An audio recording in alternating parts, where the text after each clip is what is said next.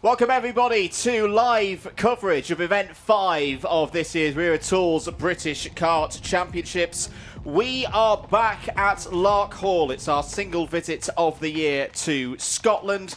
It's the third round of the year for the ROTAX categories and the second round of the year for Honda Cadet. First of 2 days of action here at Larkhall. My name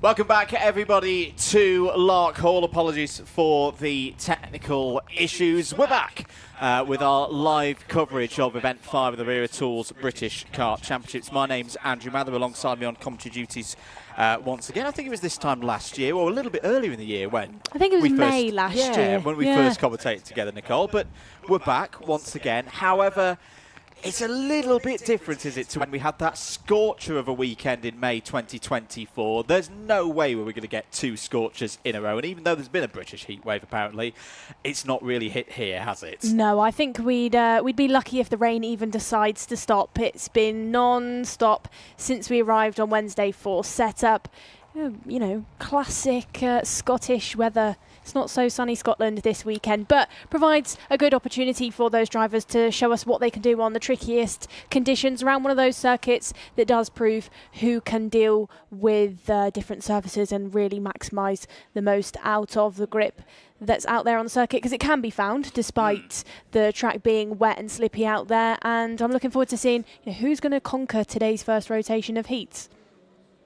Absolutely. Let's actually have a little sample of this circuit. I think we can go on board with Leon Hasty from earlier on in the week. No, it's Rachel Robertson that we're on board here with in the senior category. This was during free practice on Friday, which again was pretty much wet all the way through. This is going to be a crucial part of the circuit. Through the boot section, exits from this corner here, turn 5, setting up the long run towards turn number 6. This in wet conditions can be a very tricky corner indeed. Rachel Robertson there piloting her way through that corner with a dab of opposite lock. This part is going to be tricky as well, over the little rise into the new section, the new tighter hairpin at turn 7 before this classic bit of Larkhall. Very tight and compact, great for racing. The different cambers here as well through turn number 8. And here's where the speed really builds, down through turn 9. We've seen many a move be done through this part of the circuit in years gone by, including into here, the last corner, turn number 10. That is a lap of Larkhall International, Nicole. Not an easy circuit to master. Absolutely not. And we saw Rachel actually lose it slightly through turn number 9, and it just shows how difficult it is to try and get the kart rotated, try and get into those corners, especially those tighter ones like number 9. It really does provide a challenge for these drivers, and it's going to be a challenge in the racing aspect of things as well, because this is a tight circuit. You know, you go down to turn number 4 and 5, it really does appear on you quickly. It's hard to get the car rotated into there, so you're going to really find out who has got bravery on fields on four wheels as we head into these heats. But there's more GoPro footage that will come into play this weekend. We just saw Rachel. We'll be able to see quick drivers as well, the likes of Leon Hasty, who will be shortly going out for a junior heat, who's your quickest throughout practice and was fast during qualifying as well, P2 overall. So you are really going to be able to see a taste of what it's like to drive round here at Larkhall. Indeed, 5 categories with us here this weekend. The 4 ROTAX categories, starting with the juniors. The seniors will be after. Let's actually have a little look at the timetable for today's heats. Always a good idea to screenshot this one if this is a particular class that you are following. So less than 4 minutes away from the start of Heat 1 for Junior ROTAX. That'll be Groups B versus C facing off against each other. Those groups determined by timed qualifying earlier on today. Senior ROTAX at 150. Single grids for the other 3 categories. Minimax 950 going at 210. Micromax at 230. Micromax put on an absolute show here last year for the May 2024 round. Also here on that meeting were Honda GX200, Honda Cadet back once again. It's their second round of the season. We've not seen them in action since since Warden Law at the start of the season, so they'll go at 250. And then it's the same set of heats again with Junior ROTAX and Senior ROTAX kicking off the second round of heats. That'll be the first time we see drivers in Group A come out to play on circuit. For the other categories as well, they'll go through their second round of heats. So 4 o'clock for Minimax, 950 Heat 2, 20 past 4 for Micromax, 4:40 for Honda Cadet, and then of course, because we've got bigger grids in the juniors and seniors, we need those third heats to get everybody through their 2 heats today. Those will be the A versus B races at 5:10 for the juniors, 5:30 for the seniors, and then if you're at the circuit, we'll of course have the paddock show being recorded after those races. If you want to get involved, do head down to the race centre, to say, as that last race of the day is coming to its conclusion, including, if you want to be part of the Wera Tools Wheel Change Challenge. We had some big entries in last time out at GYG. The leaderboard is filling up for that one. There is a live look into the pre-grid. Nicole, wet tyres the order of the day, still shorts for Joe Bleakley, of course.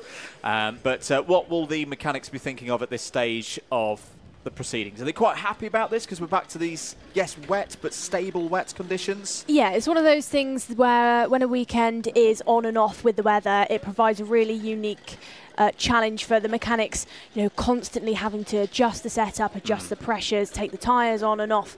It gets busy, and mechanics, that's when, you know, you really start to see them getting that busy part of the weekend. But for today, you know, we've seen consistent wet weather out there as we did yesterday. So actually the mechanics have got kind of that plateau of, they know that they're just bolting on a wet setup and there will be no major changes. You know, the track looked like it might have dried up a little bit earlier on, but the rain continued to go down throughout the lunch break. So for the mechanics, like who you can see on the screen there, that's Kieran Kay.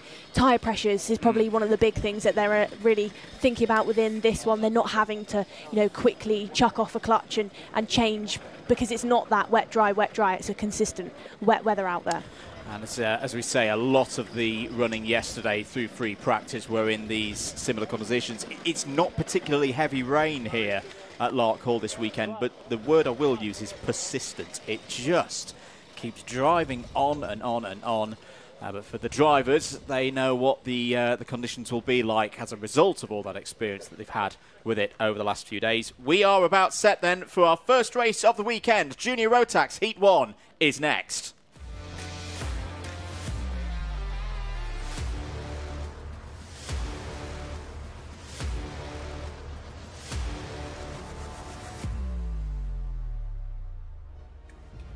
Let's take you through the drivers and the running order then. This is Groups B and C heading out on circuit from timed qualifying earlier on today. One of the favourites for this weekend, Leon Hasty, starts on pole position. Albie Lapper, continuing the good form from Dunkeswell, shares the front row. Charlie Wolfett and William Archer go from row number 2. It's then Kai Clark and Ryan Gandor on row 3. Joel Dixon Cohen and Ewan House go from row 4. Row number 5 includes Archie Lovett and Harry Freeman, and from 6 we have Ellis Bell and Connor Large. 7 is Vlad Tominchuk with James Kell. And from row number 8, we have Noah Barham with Harry Taylor. Oliver White and Jensen Chalk have work to do from row 9. Nathaniel Gray and Kian Bernard, who switched teams, is now with Sam Pollitt Racing. That's your top 20. Panos Dien Kong of Thailand starts on row 11 alongside Sebastian Clark. Luca Holmes-Ballack and DeJean Bennett are on row 12. Forming up the rest of the grid, it's Louis Radcliffe and Maxim Kerwin on row 13. Samir Paul goes from the back, 27 drivers in the field. 2 sets of heats for all drivers today. The aim, trying to get yourself up into the top 34. There will be super heats tomorrow, but you don't want to leave yourself with too much work to do, as off there was a 2-2 something in a strawberry colour. We'll work out. Is it Luca Holmes-Ballack, potentially? Might well be, yeah, that would check out. 2:28. Luca Holmes-Ballack for Strawberry Racing was meant to start this race. No time in Sector 2. Was meant to start this one from 23rd on the grid. We are ready for it then. 10 minutes plus 1 lap in wet conditions here at Larkhall. We are racing for the first time this weekend. Solid start for Leon Hasty. There's a spin for one of the Coles runners right in the middle of the pack. It's the 2:26 that's gone off the road there. That's going to be Ewan House. So Ewan House, who had a really good run in the clubby last week, was second in the WSKC round that a lot of the drivers used as a pre-round for this British Champs event. Has not had a good start there. Is off the road down at the chicane. Lots of difficulty for the drivers in these early stages, Nicole. Yes, they've had a lot of practice in wet conditions, but that's been free practice. That's been TQ, as the 2:39 is out of the race. That's DeJean Bennett. That's another of the Coles Racing runners. But when you get into racing conditions, Nicole, in these treacherous track conditions, just how hard is it? Well, it's really difficult, especially in that mid-pack section where you've got drivers really sliding around the place, trying to deal with that greasy track out there and trying to overtake. Of course, in a race start, your midfield section is always busiest, and then when you throw in that grease into things, it makes it even harder. Through turns 4 and 5 go then. Leon Hasty is your commanding leader so far. It's a pole to a number 1 currently. 7/10, almost 8/10 of a second clear of Charlie Wolfett, who is sat there in second, pulling around Albie Lapper in third.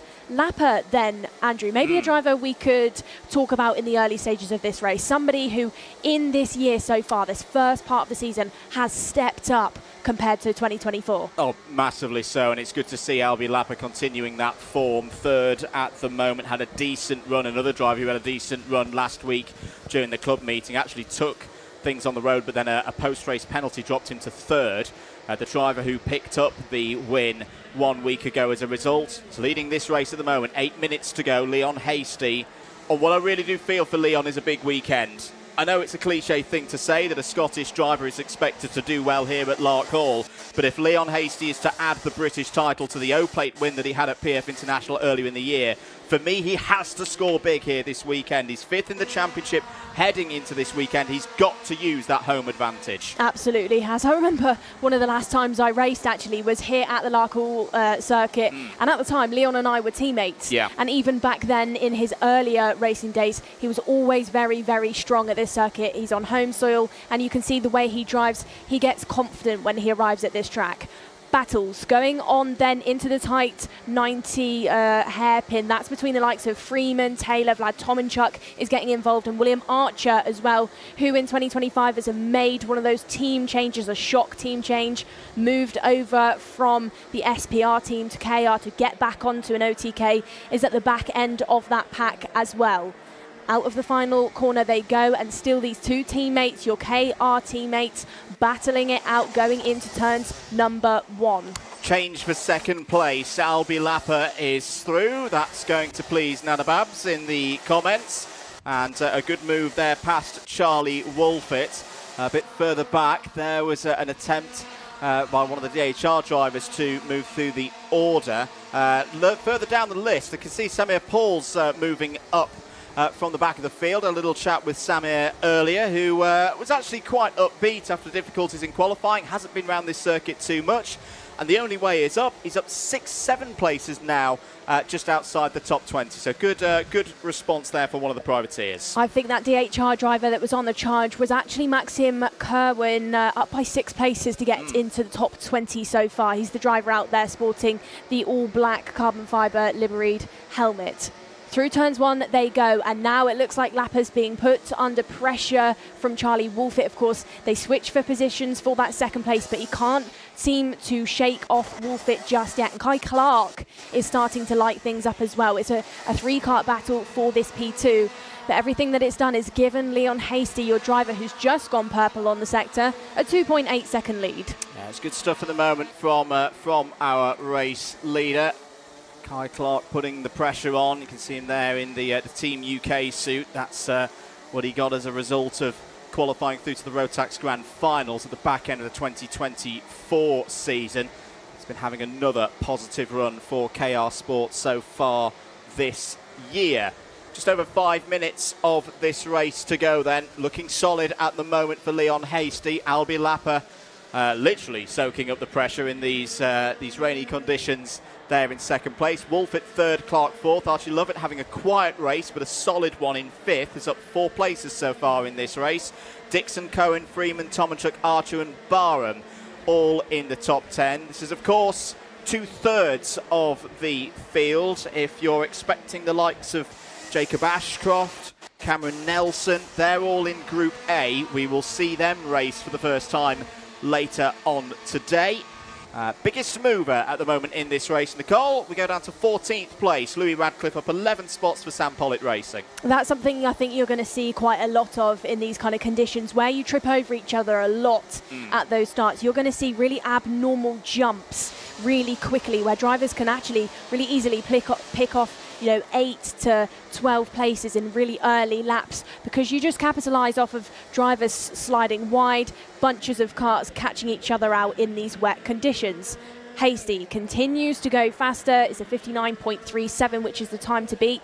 Over 3.5 tenths clear of your driver in second, Albi Lapper, over the course of 1 lap. Settled down stuff now within our mid-pack section. No real change, no real attempt just yet by the likes of Wolfett into turn number 5. But Lapper just looked like he slid slightly on the exit of the corner. Does manage to correct that oversteer and understeer that you experience in those wet conditions. But they're looking strong, and you can actually just see how difficult it is for these drivers. They've got to be really strong on the wheel. You don't want to keep correcting things, unsettling the rear, sliding around the place. You want to be strong with the kart.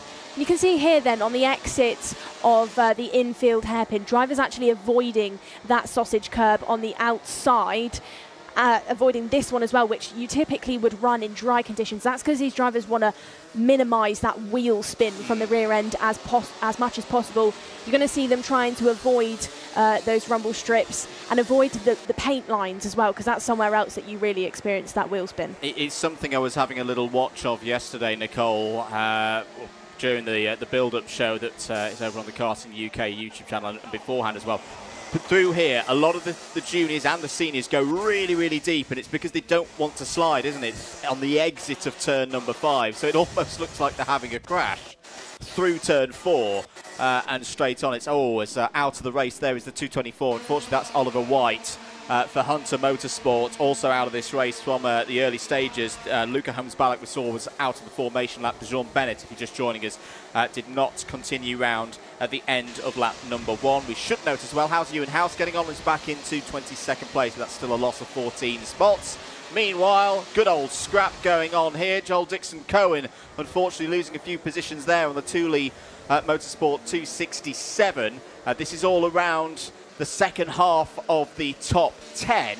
Ryan Gandour is in the mix here as well in the 227. The driver who's flying the flag once again for Canada is now up to 9th place. Taylor trying to pull the pressure onto Cohen, then goes down the inside. Will he get it done at the kink? Yes, he does. Pushes Cohen out then towards that rumble strip and actually calls his bluff slightly, goes down the inside and makes the move stick down into that really tight turn number 5 or 6, I think we're calling this, another place where drivers really have to be strong on the kart, be brave into there, carry that speed through things. Barham now in there trying to pick off a place as well. Archer leading this small pack of karts going into that infield section. Taylor looking strong now as we've got a 3-kart battle. Archer manages to hold on to it, but it was almost a big moment then for those 3 drivers. Yeah, Noah Barham lost all of his momentum and falls back down the order outside the top 10. 60 seconds or less than 60 seconds to go on the clock now as the 267 trying to fight away through the order there. So through, I think it's Connor Large in all of this. Yes, Connor Large is now your top rookie in this race. I just saw a mechanical flag out there as well for the 261. Ooh, Archer. Yeah, that is going to be Archer out of this race. I saw the word bumper, so that would suggest that William has lost perhaps his front fairing, could still be his rear bumper as well. No trouble though for Leon Hasty. Here is your race leader. Has not seen the final lap board yet. We'll keep an eye on whether he sees it this time around or whether we go for another full 2 laps. Plus 5-second penalty, that's an in-race time penalty for Maxim Kerwin. Good to have Maxim back in the paddock. We've not seen him race in the British Champs for a while. Was up into the top 20, but will fall down the order as a result of that 5-second penalty. I think, did Hasty just get over the line there before timer hit 0? I've not seen the last lap board from our vantage point, so I think, Nicole, we're going to go around for another 2 laps. Trying to work out then what's going on with William Archer. If it's the case that maybe just one side of that bumper is loose, which is quite common in conditions like this where drivers are unintentionally bumping into the back of each other and those bolts can come loose or snap off. It might be that case as now a black flag goes out for Archer, which probably indicates, ignoring that technical that has been put out there for him. Wolfit still sat there in 3rd, trying to find an opportunity to get past Lapper, goes up that cambered corner, that bowl section, tries to get the run, but it isn't quite enough. Under investigation goes Panustein Mongkong, the 212 out there for Strawberry this weekend, so he's being watched now by our team. Lapper looks over his shoulder to Wolfit, not too much of a gap just yet. We'll go into turn number 4. Both drivers will clip that curb to get the kart rotated and not end up too tight on the entry to 5, get the run out of 5 so that they can then exit onto that back straight and get a nice run. Drivers, somebody going wide all over the rumble strip then towards turn number 4. That looked like a big driver error in that mid-pack. And this is the thing with wet conditions, isn't it, Nicole, that it's all about the bravery. You push as hard as you can, but that moment where you get to the cliff and the edge of adhesion, things can go wrong very, very quickly.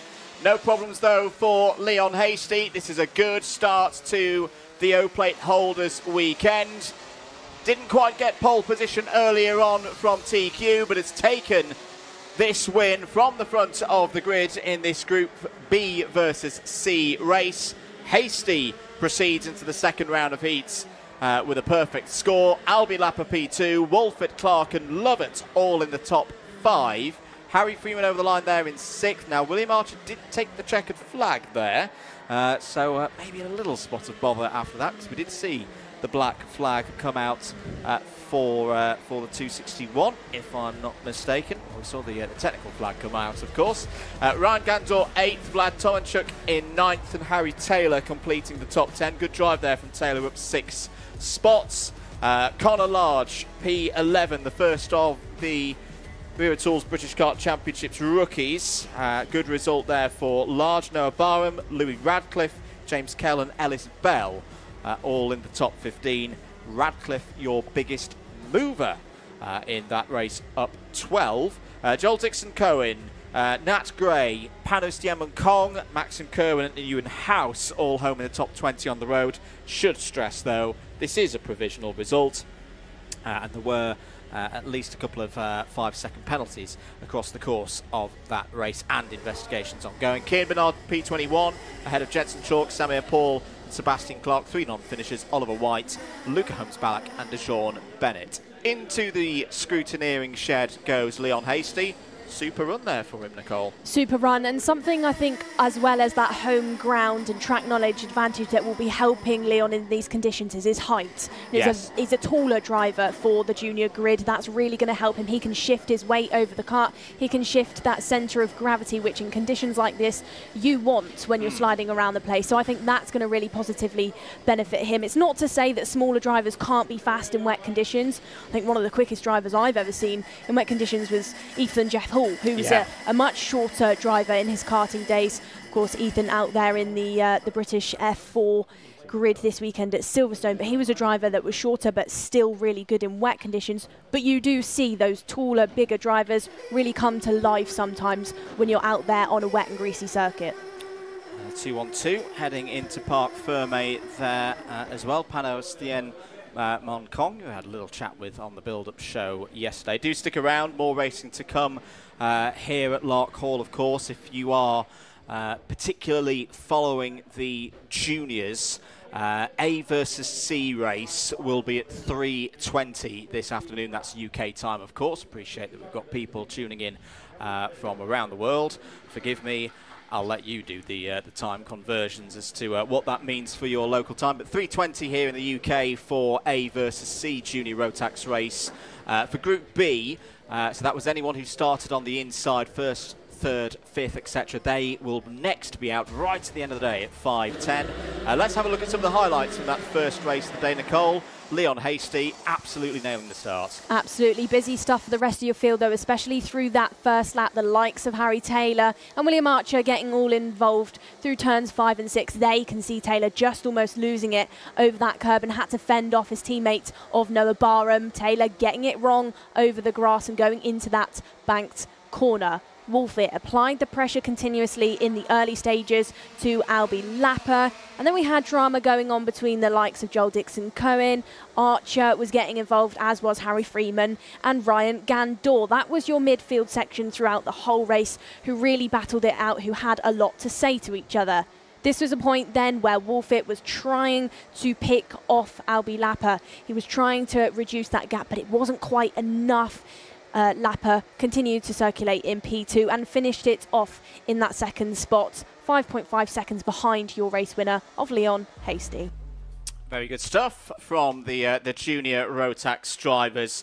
We're going to take a short break here on the comms in Scotland. After the ad break, it's the first appearance of the weekend for senior ROTAX.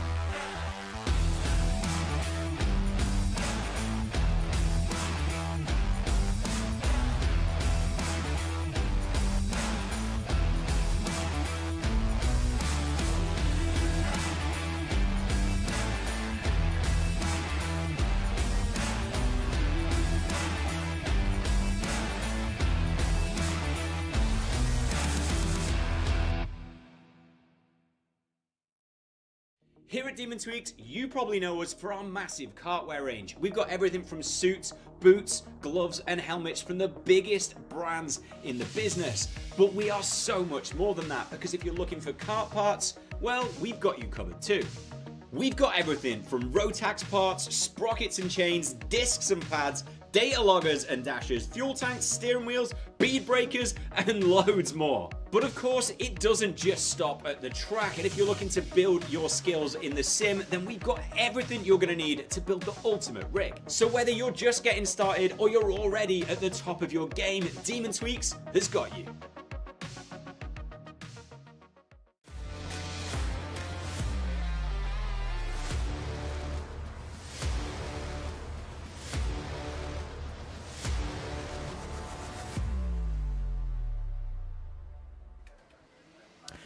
All set to go then for the first heat of the weekend for Senior ROTAX. Once again, this is a Groups B versus C race for us to enjoy over the course of the next 10 minutes or so.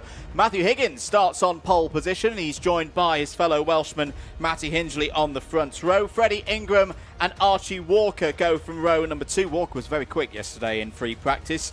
Macaulay Bishop, your reigning champion, starts on row 3. He's joined by Lewis Goff. On row 4, it's Hugh Moulton and Neo Clark. Row number 5, it's Harry Bartle, your Dunkeswell winner, with Jack Gillingham.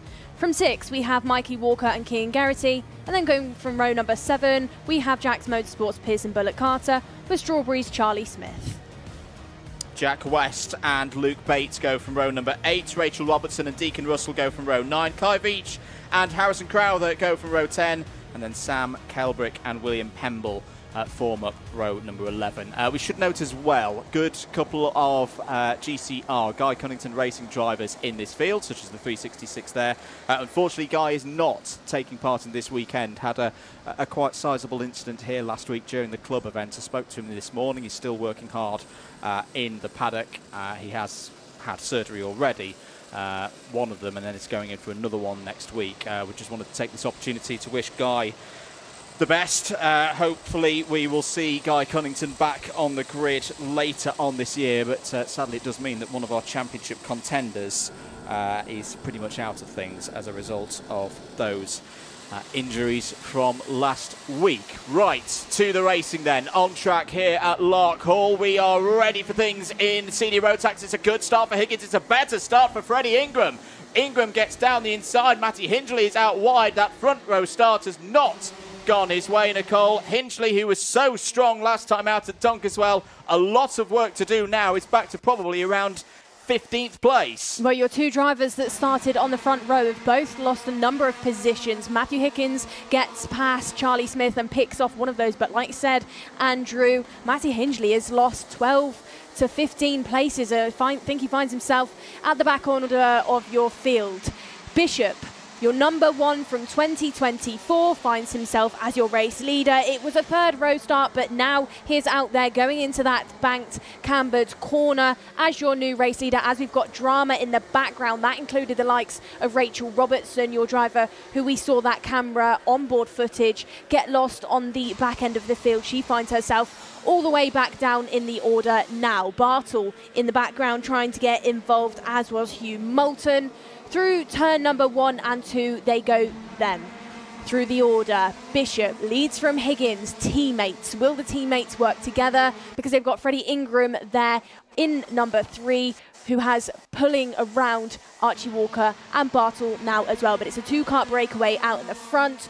The 2 yellow and blue livery drivers of Bishop and Higgins trying to work it out. Higgins trying a slightly different line through turn number 6. Will he make an overtake through this hairpin? Does he get the run? Not quite yet. Bishop looking settled out there in the lead. He is indeed. 2 drivers who've had good results here in the past. Bishop was on the podium here at Larkhall in 2024 on his way to, of course, eventually taking the Senior ROTAX British title.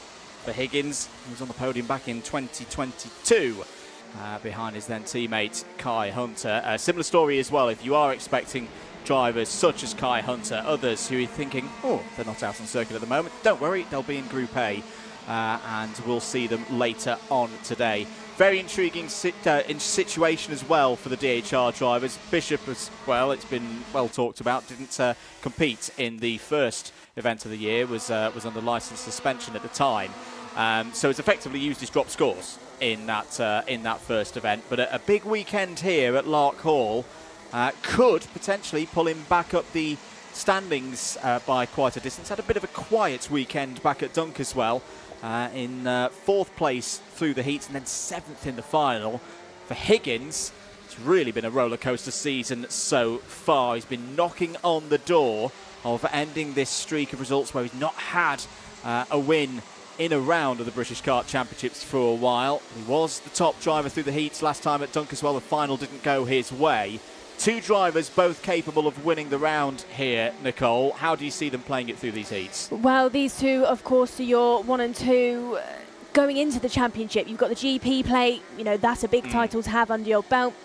And then Bishop, of course, is your British champion from last year. Bishop, like you said, was under licence suspension. And I think going into 2025, you maybe wouldn't have expected Higgins to be in the grid, considering, he's now moved on to GTs, but he finds himself in here for DHR. Is it the case that they drafted him in because they lost Bishop at the start of the year? Bishop couldn't compete. He had no race licence. So, I think they maybe brought Higgins in to cover for that, to give themselves still a good chance of winning the championship.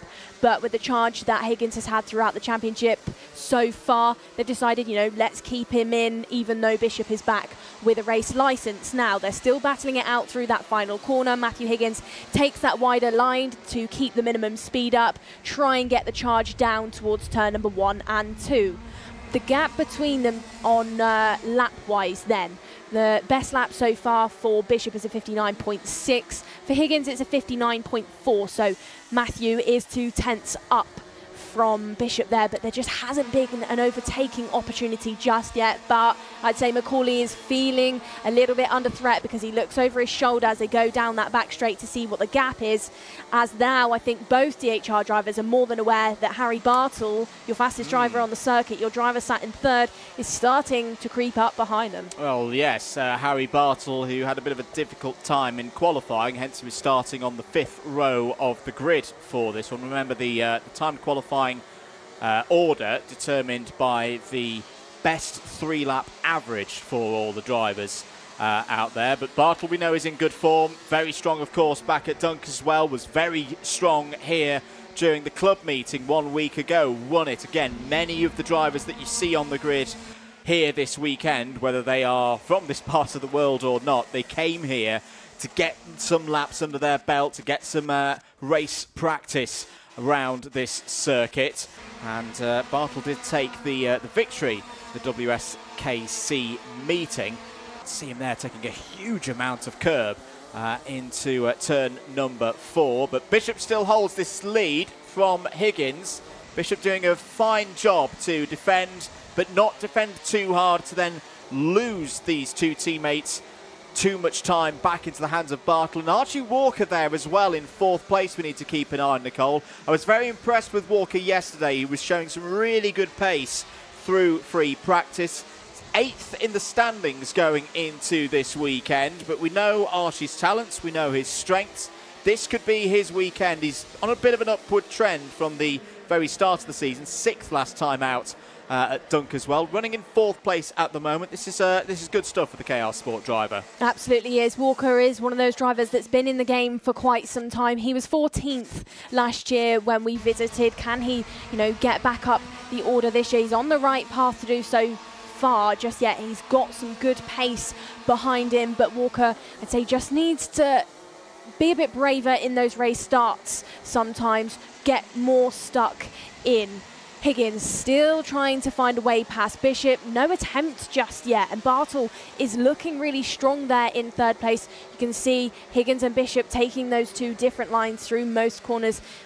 I'd say Higgins is maybe tiptoeing around slightly too much at the minute. Really hasn't made too much of an attempt. Him and Bartle have said hello to each other a few times so far this weekend in qualifying. Higgins actually had to overtake Bartle twice. He made the move to try and get past him, banging in a good lap. Didn't quite get it done. Bartle got back past, and then Higgins had to give it a go once more. So they've got a bit of history with each other so far this weekend. 2 minutes 40 left on the clock. Still plenty of time for either of those drivers to try and get the best out of Bishop. But still, nothing attempted by Matthew. No, as I say, it's really good positioning on track by Bishop. Now's the attempt from Higgins down the inside into turn 7. Has he got the speed off the corner? Bishop draws back alongside and goes back through. Hits the dirt. Bit of rallycross almost there from the reigning British champion, and that's brought Bartle into play now. Higgins checked over the shoulder to see Harry Bartle there in 3rd place. There's still a decent amount of time to go in this race. A little bit further down the order, just to note, good drive at the moment from Cian Geraghty. Was racing in Genk last week as part of the field for the ROTAX Euro Trophy. He's up 5 places to P7. Jack West is up 5 as well into the top 10 as Bartle has a little look into the boot. That puts Higgins off a little bit, and that allows Bishop to break away. This is a big chance now for Macaulay Bishop. He doesn't need to defend through the next couple of corners. What kind of wet weather pace has he got? What kind of pace has Bartle got down the inside of Higgins? They nearly touched there. They might have touched through turn number 6. This is a great race as in comes Walker. Walker down the inside. Beautiful overtake there on Bartle. Super stuff in turn 7. Well read by Walker then. He could see the pace that Bartle had lost when Matthew just kind of chopped across him at turn number 6 as Bartle gets back past through that banked corner once more where he's carried more speed. But it was well read by Walker to see that Harry really did struggle when Matthew defended him off and got through. What's the story going to be between these two drivers then as we head under that 1 minute mark? Checks over his shoulder, does Bartle through turn number 4. Will he clip that curb? Yes, he does. Gets it right going into turn number 5. And it looks like he will get the run on the exit. Bishop now clear from teammates of Higgins by 1.2 seconds. It looks like this is going to be Bishop's one to take, but the story between your 2, 3 and 4 is still wide open. Higgins, Bartle and Walker are your 3 to watch. Just to note, there has been a warning flag for the number 1, but just a warning flag, nothing more than that at this this stage of the race. Other things happening further down the order. Oh, right on cue. Harrison Crowther, the 317 is moving up through the order. You'll just see him in the background there. This is the battle behind Cian Geraghty for 5th, 6th, 7th, 8th place. Freddie Ingram just at the back of that first quartet. And then just coming into your picture there for Guy Cunnington Racing, Harrison Crowther, currently your biggest mover, has gained 9 places so far in this race. Time is up, but I think again, yeah, the race leader's got over the line before we hit 0 minutes, 0 seconds. So we'll have 2 more laps of this one as Geraghty continues to hold off Matty Hingley, who've got to say, that's a heck of a recovery, isn't it, Nicole, for Matty Hingley, who we saw in real trouble at the start of this race. That's a good indicator. Yes, it's still a net loss of 4 places, but there's clearly some good race pace there for Matty Hingley that he's been able to fight his way back up into the top 6. Absolutely. We saw him lose it through turn number 2, get all over that rumble strip, drop right down the order. But like you said, Andrew, good race pace, as we saw from him at Dunkeswell as well. You know, in the final, he ripped up to Harry Bartle at one stage in the final. He really can put in some good laps where it counts. Final moments then. Final lap for Macaulay Bishop. Leads by 1.2 seconds. Hasn't opened up the gap to Higgins anymore, who's pulling around Bartle and Walker, as it looks now by eye that the rain is starting to fall quite heavily out there once more. This is your battle further in the field. That's Hingley trying to get past Cian Geraghty through turn number 4. Hingley still holding on to that purple lap. Still your fastest driver on the circuit. Both Bartle and Walker clipping the curb to try and get everything out of those chassis, really try and get the karts rotated and stick down to the tarmac. Bishop goes into the bank corner, nothing, you know, no mistakes, not a toe out of line, does lose 4/10 on half a lap. The gap is now only 0.8, but it's pretty much a first lap to a final lap win for Bishop. Was originally attempted challenge by Higgins, but Bishop takes it from the 3rd row, ends up as your race leader, 1 second clear of the GP plate and teammate of fellow DHR driver Matthew Higgins. Bartle finishes in 3rd, and then Archie Walker and Cian Geraghty round out your top 5. A good recovery then from Matty Hingley after that difficult start. And then your remainder of the top 10 includes Freddie Ingram, Lewis Goff, Neo Clark and Jack West. Very good stuff there from Bishop, the second page of finishers. Harrison Crowther, your biggest mover, up 9 spots in that one, ahead of Charlie Smith, Pearson Bullock Carter, Mikey Walker and Jack Gillingham. They're all in the top 15. William Pemble, decent race there, up 6 spots to 16th and was ahead of Luke Bate, Kai Veach, Rachel Robertson and Hugh Moulton, all in the top 20. Sam Kelbrick on British Kart Championships debut finishes P21. You had 1 retirement in that race. It was Deacon Russell for MLC Motorsport. Good stuff though from our first group of seniors. Of course, our grid is split into 2 parts, so you will get to see a different rotation of names later on this afternoon, but that is your first round of senior drivers. We'll see the best bits from them very shortly, but there they go, just heading into Parc Fermé to get those technical and scrutineering checks, get those nose cone checks, which I'd actually anticipate to see a fair few with some drop downs, especially from the race start. We saw a bit of a busy one, a bit of a domino effect going on when they were in those formation laps, so maybe expect to see a few drop nose cones out there on the screen. Yeah, I think there may have been one there. Obviously, it's the officials to make the call on the 328 there of Neo Clark. The foot fairing looking a little bit wobbly to my eye. In terms of timings, drivers who are in Group C, that's anyone who started on the anti-pole side of the grid, 2nd, 4th, 6th, etc. 3:40 for their next run. That'll be against Group A. For everybody else who started on the pole side of the grid, they go in the last race of the day at 5:30 to complete their second round of heats. Plenty more racing to come, though, before we get to that point of the afternoon. Do stick with us here at Larkhall. Do have to say big thanks to anyone who was tuned in. I know I always say this, but this really is a busy, busy weekend of motorsport. Of course, got the Silverstone Grand Prix this weekend as well. That's taking a lot of people's time. If you have tuned in for us for the heats, we really, really do appreciate. Thank you for your continued support of the championship. Let's have a look, Nicole, at some of the highlights from that last race. Bumper to bumper, all drivers went then under the start finish. This was your early start. This was the point then where we lost the likes of Matty Hingley, got it wrong. You can see him driving around in the background after getting all over the rumble strip. There he was on the recovery, overtook Pearson Bullock Carter going into turn number 4 and did manage to charge his way through the field in the end. All drivers out there you can see being given signals by mechanics, really being told where to push and where to back off in these tricky conditions.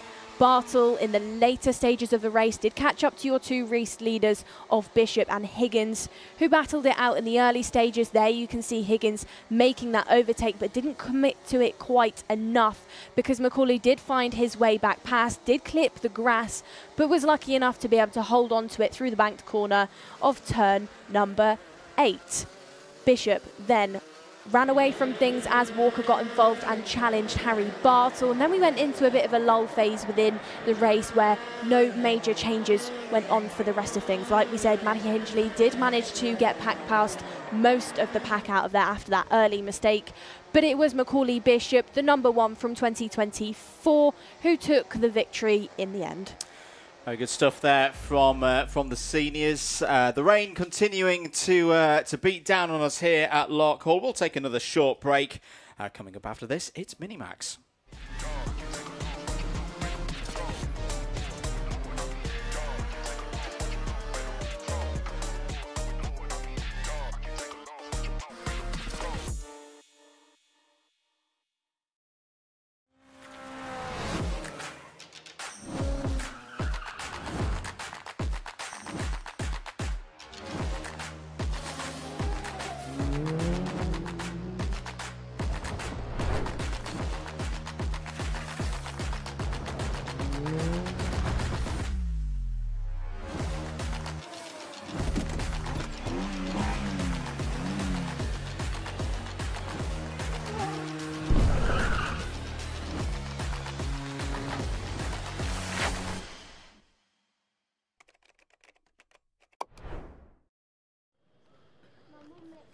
Welcome back to live pictures here in Scotland. We're at Larkhall International for Event 5 of the Wera Tools British Kart Championships. And, oh, Nicole, look to your right and out of the window. It's Minimax time. It's one of our favourite classes for this year, and the sun is at least trying to peer through the clouds for this first heat of the weekend.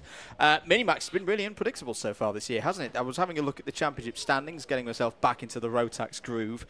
I don't think you can really say there's been an untroubled runner so far this season. We've had some great competition, but very up and down seasons so far for our Minimax drivers. Yeah, I'd agree. There's been a fluctuation of drivers who have been really quick, a fluctuation of race winners, but in this one you've got some big names and you've got some ones to keep out for as we head into Minimax 950 for Heat 1.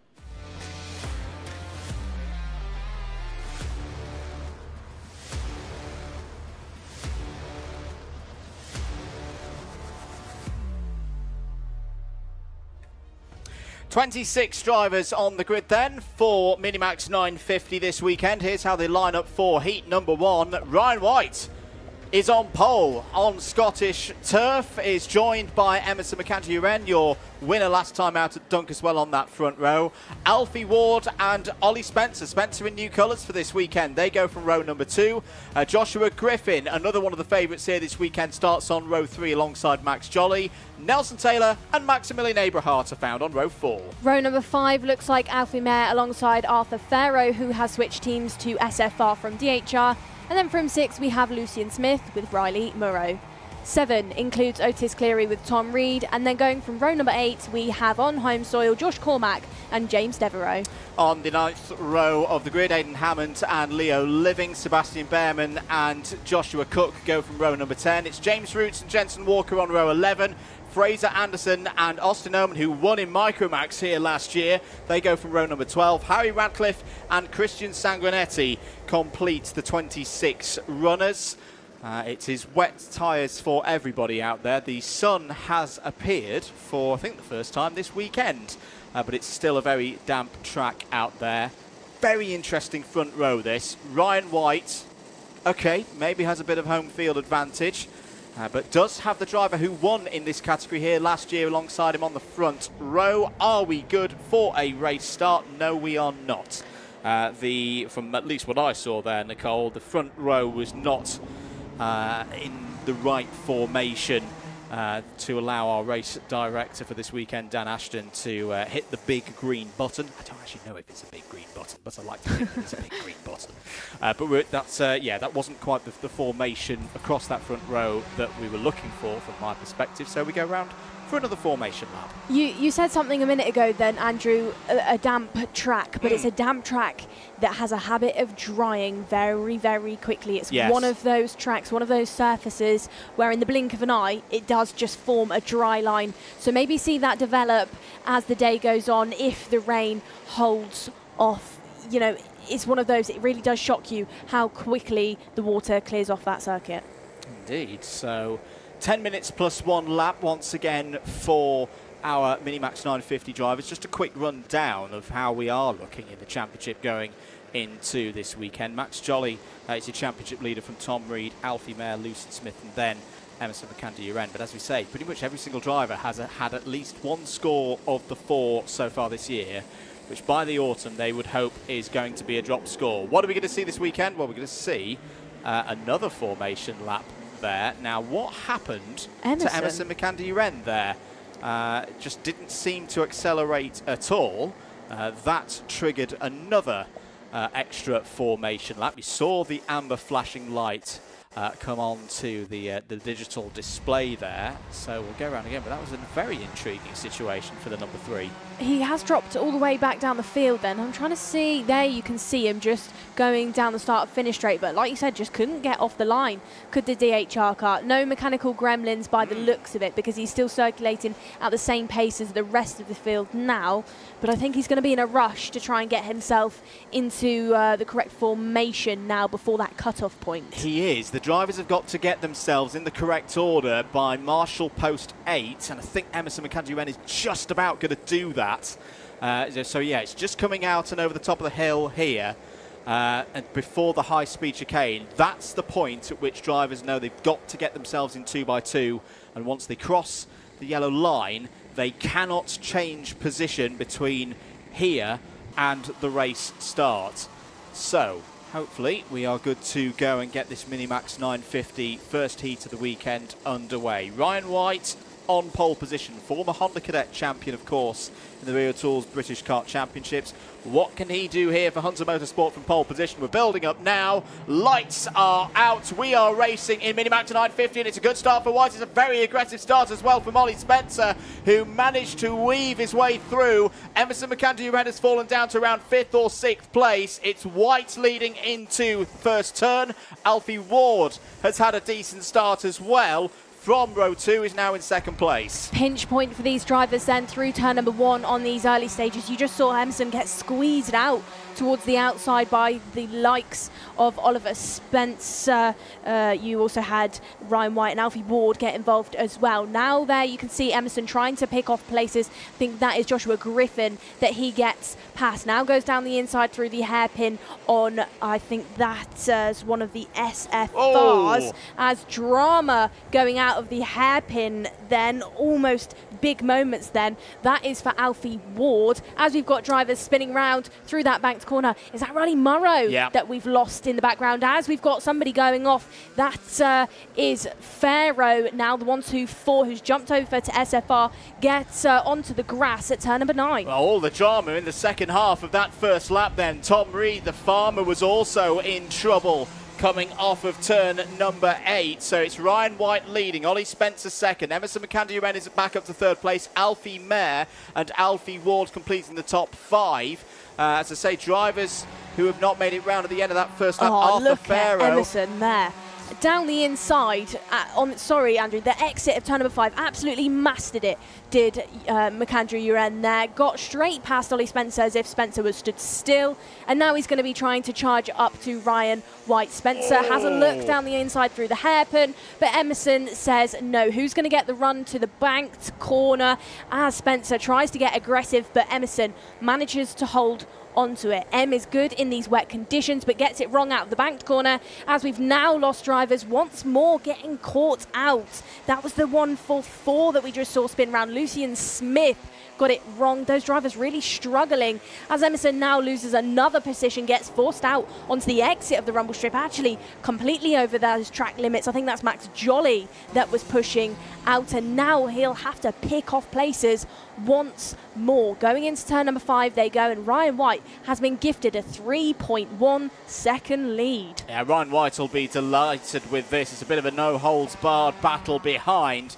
But for the former Honda champion, we'll have the Honda cadets up later on this afternoon as well, of course, for the resumption of their Wera British Kart Championships campaign. But he will be in 7th heaven at the moment with that 3.1 second lead. Back through comes Emerson McAndrew. Oh, it's all stacking up behind. Max Jolly had a very strong run on circuit here in Micromax last year and has just gained at least 2 positions with that. Leo Livings is also on the scene in the 177 with the bright. Oh, but he's gone round, half round, gets going again. The driver there in the 177 was making good progress, but loses a number of those 9 positions gained earlier on in the race. Emerson McAndrew, this time once again down the inside of Max Jolly. It's Max Jolly's turn to be out wide. 2 drivers left out of the final corner. 6.5 minutes to go.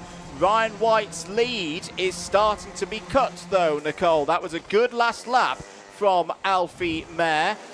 Third place Ollie Spencer has broken away. You can see all of them hopping over the big curb on the run into turn number 4 there. But we could still have a bit of a race on in the remaining 6.25 minutes of this race, because Mayer is continuing to chip away at that lead. Absolutely is, and McAndrew Uren gets back past Joshua Griffin to get into 4th, as Max Jolly is now being put under pressure by Aidan Hammond. Lucian Smith trying to pick things up back up again after that spill at turn number 8. This is a pinch point for those drivers. You can just see when they catch that wet rubber line, they really do slide to the outside of the circuit. Jolly gets overtaken now. Otis Cleary is getting him all involved. We haven't seen anybody lose it like we have in those previous 2 laps. The likes of Livings, who spun it in that pinch point, doesn't do so once more, as Jolly looks over his shoulder mid-corner. Actually, maybe shows the concentration isn't quite there for Jolly, looking a bit frantic there in that mid-pack. Through turn number 2 they go. Smith loses it to the outside of the rumble strip in P7. That's another point of the circuit where if you run wide, you run over that rumble, you do really get caught out, and you have to really keep your foot in to get yourself back off of the patch on the track. Uren not breaking away from Griffin massively for that 4th place. He has managed to pick those positions off well, as Leo Livings almost gets it wrong there going into the 90 right. That almost was a big moment for the 177. Was indeed. He's got some quick drivers behind him. Josh Cormack, who was on the podium last year in this category, second to Emerson McAndrew, is up 4 places for Sam Pollitt Racing in 11th.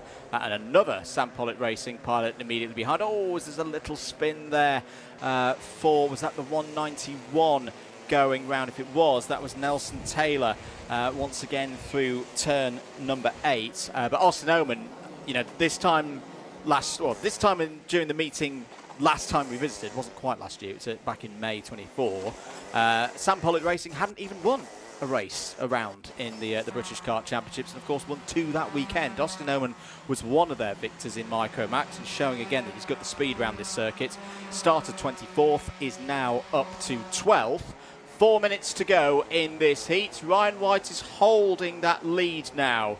Nicole, I was a little concerned in a couple of minutes ago that lead was coming down, but White has responded. Maybe a little signal from his mechanic on at the side of the track. He said, you need to pick the pace up here. Well, he's just done a 1 minute 3.93 and has just gone purple again through sector number 2. He's holding that advantage at the best part of 3 seconds.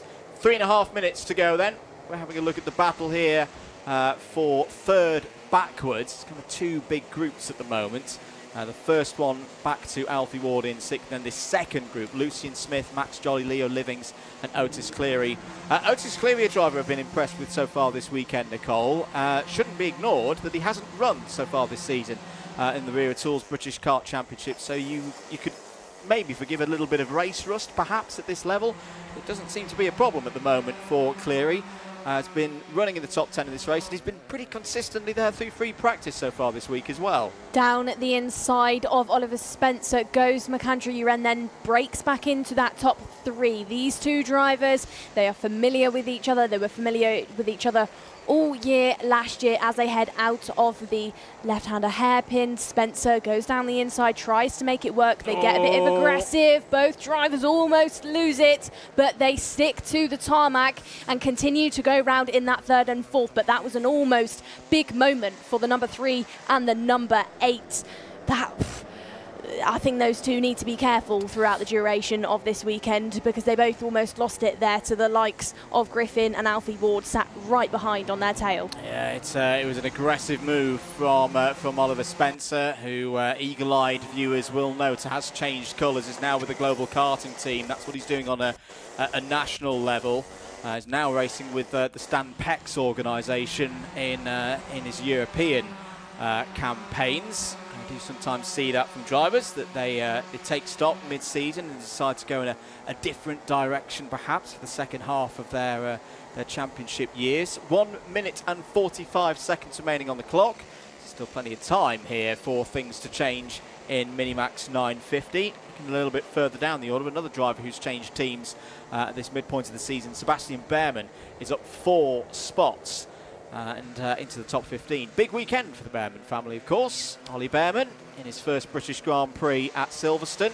Thomas Behrman, who was in this championship last year, will be racing as part of the non-championship British F4 race. So that's a good thing to dangle in front of some of our older drivers in the paddock this weekend. That a number of drivers who were in this paddock 12 months ago are on the support races for the Formula 1 this weekend. And as I say, Sebastian Behrman looking to move up the order here in Minimax. Drama now for Alfie Ward. 5 seconds to the driver sat there in 5th. That drops him really far down the order to around about 15th place. So Ward out there battling away on your screen, as you can see, with the likes of Oliver Spencer, will be given a 5-second penalty. Spencer trying to squeeze into the hairpin, gets it wrong, has to concede the position. Griffin now looks strong, goes down round the outside of Spencer and makes it stick. Ward leads all 3 of them as Max Jolly arrives once met again, and Oliver Spencer gets spun round. Yeah, it's another driver who's had a tumble through turn number 8 in these slippery conditions. Joshua Griffin is through and up to 5th place on the road. Max Jolly there in 6th, the O-Plate winner earlier on in the year at PF International. 5 seconds to go on the clock, so we'll have 2 more laps of this one, and there's still plenty of elbows out action here in Minimax. A little bit further behind, Livings, Cleary, Cormac all coming into play as wide goes one of the KRs there. I think that will have been Lucian Smith in the white helmet. Loses out to teammate Leo Livings. That's a change for P7 on the road. Smith looks back down the inside, tries to get the grip on the inside. That's a beautiful overtake from Lucian Smith. That's what you have to do round Larkhall. You have to throw that front axle and believe it's going to grip. Back down the inside comes Livings. Oh, and Smith's now out in the grass. And after that great move, loses 2 or 3 places. Livings is now down the inside of Josh Cormack. This is all on the penultimate lap. Good switch back there from the Sam Pollitt Racing driver in the number 9. Final lap board is out, and this has been a breathtaking first heat of the weekend for Minimax, Nicole. Well, Cormac there just got 3 for the price of 1. Was 10th, jumps up to 7th. So really got advantage of Livings and Smith tripping over each other. There goes Jolly, your Oplete driver, the driver who capitalised at PFI earlier on in the year, tailing around behind Joshua Griffin through 4 and 5. Livings still trying to hunt down a way past Otis Cleary, but final lap of things, all drivers are starting to run out of time. Fastest goes Ryan White out there in the front for Hunter Motorsport. Like clockwork, we focus on him once again. The 147, 2.6 seconds clear of the remainder of the field. From the likes of Alfie Mayer, sat there in second, goes through turn number 9, looks settled through that final thing. A job well done then from your race leader. It's a light to flag victory for Ryan White. Very good stuff for Ryan White. Was in the top 5 here 1 year ago in Honda Cadet. Was in the top 5 last week at the club meeting. It's a win to start things here in the Wera Tools British Kart Championships. It's still going on in the battle for 4th, 5th, 6th. Alfie Ward just got Max Jolly at the end there, but not before Alfie Mayer came through in 2nd place. Emerson McAndrew there in 3rd. Joshua Griffin then leading that big battle pack. 15 seconds behind Ryan White in the end. But Griffin from Ward, Jolly, Cormac, Cleary, Smith and Livings. That is your top 10 on the road. Tom Reed was one of many drivers who had a spin at some point through turn number 8. But Tom Reed came home in 11th place, the first of the drivers on page number 2 of the results. Ollie Spencer, a disappointing 12th place there. Difficult start for his time in global karting colours in these championships. Fraser Anderson, good drive there for the privateer, up 10 spots to 13th ahead of Sebastian Behrman and Austin Oman. Anderson in the end was your biggest mover in that race. Decent drive from Harry Radcliffe as well, up 9 places. Joshua Cook 17th ahead of Riley Murrow, Aidan Hammond and Nelson Taylor. That takes you to 20th place. Sanguinetti, Roots, Abrahart, Walker, Devereaux and Farrow were all finishers. So quite remarkably, Nicole, after everything that happened in that race, 26 drivers started the race and all of them finished on the lead lap. Yeah, and after the busyness of the race as well, as Ollie Spencer's going the wrong way onto the weighbridge, I don't know quite how he's ended up there, but after all that drama, like you said, Andrew, all drivers managing to get the job done. Emerson McAndrew at UN, after losing it in the early stages, manages to pick back up into 3rd place. We saw that pinch point at turn number 8, a lot of drivers having spills. We saw Spencer, Livings, Smith all go round at some stage there, but everybody managing to finish off quite nicely. We had a number of drivers lose quite a few places. Farrow lost 16, Abrahart lost 15, Taylor lost 15 as well, but everybody managing to get some points on the board, as Alfie Mayer's just staring there at what the gap was to him and Ryan Knight, but it was 2.9 seconds, Alfie. Let's have a look at some of the highlights from that heat. Took a while to get us going, but once we did, good start from Ryan White. Emerson McAndrew falling down the order. A few drivers running wide there. This was a dramatic moment for Alfie Ward in a battle for 5th place that went on and on. Lots of spins in turn 8. On that occasion, it was Tom Reed and Riley Murrow going round. They wouldn't be the only ones, as unfortunately out of the race would go Arthur Farrow. Both of the Farrow brothers have moved to SFR Motorsport ahead of this weekend. One of the big stories in this race was Emerson McAndrew versus Ollie Spencer. Ollie Spencer in the thick of things. Did pick up a 5-second penalty on the way, though, that we should note. Let's say this was the main part of why we saw the pack from 4th down finish some 15 seconds behind the race winner. Lots of back and forth. This was Jolly getting back ahead. Leo Livings was another one of the drivers to go round in turn number 8. Nearly round as well there was Emerson McCandy-Uren in another battle with Ollie Spencer. This was a good move from Alfie Ward to get back ahead of Spencer. Max Jolly kept plugging away, and there was Spencer's turn to go round in turn number 8. Josh Cormack had a good drive through the field. Lucian Smith a little trip into the grass, but no trouble for Ryan White. He will be very happy with that. We've got to move on though. Micromax is next.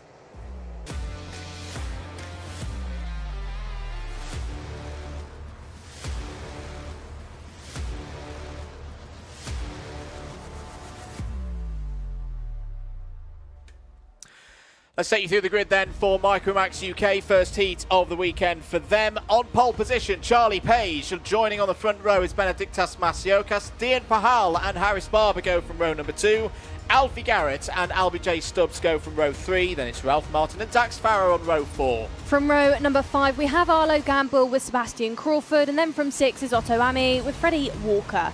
7 includes Dimitar Uzunov with Chloe McGill on home soil, and then we have Max Armitz with Oliver Woodhall.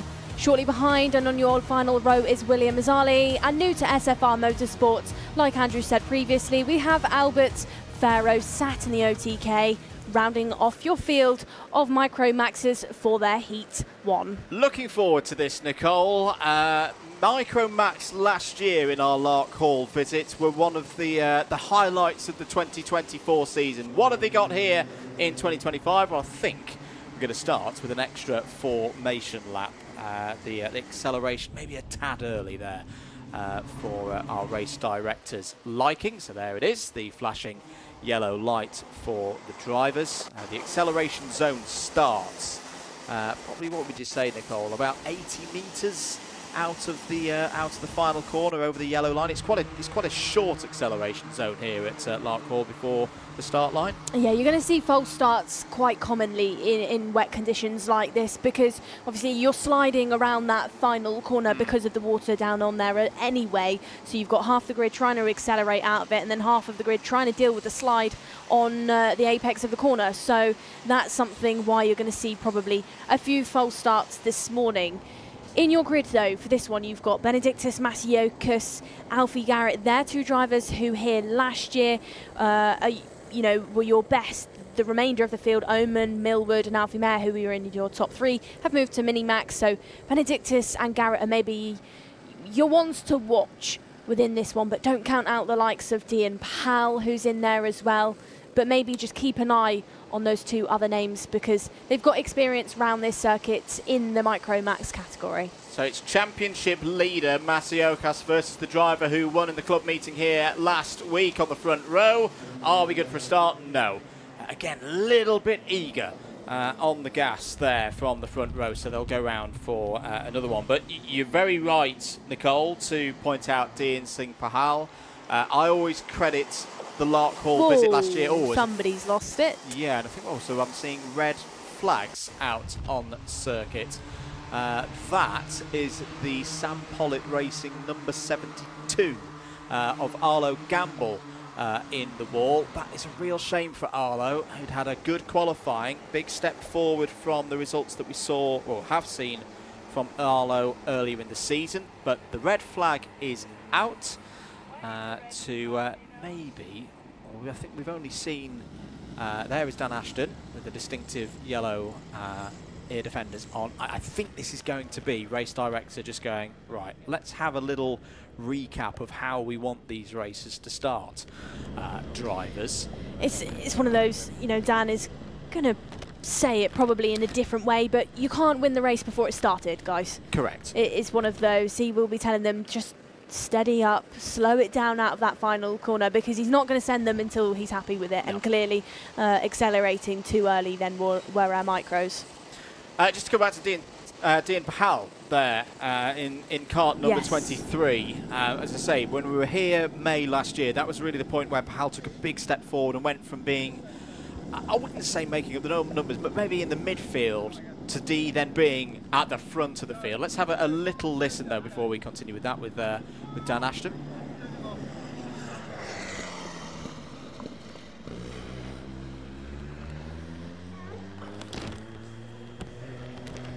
sorry.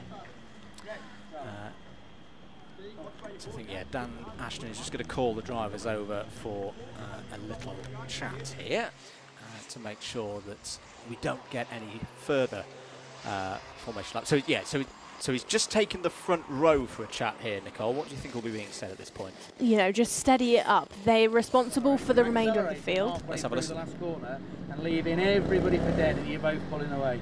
If you both do it again, I'll issue you both with the 5 second for jumping the start. You need to be slow, you need to be level, and you need to accelerate on this yellow line. Do you understand? Yeah. Thank you. Get in.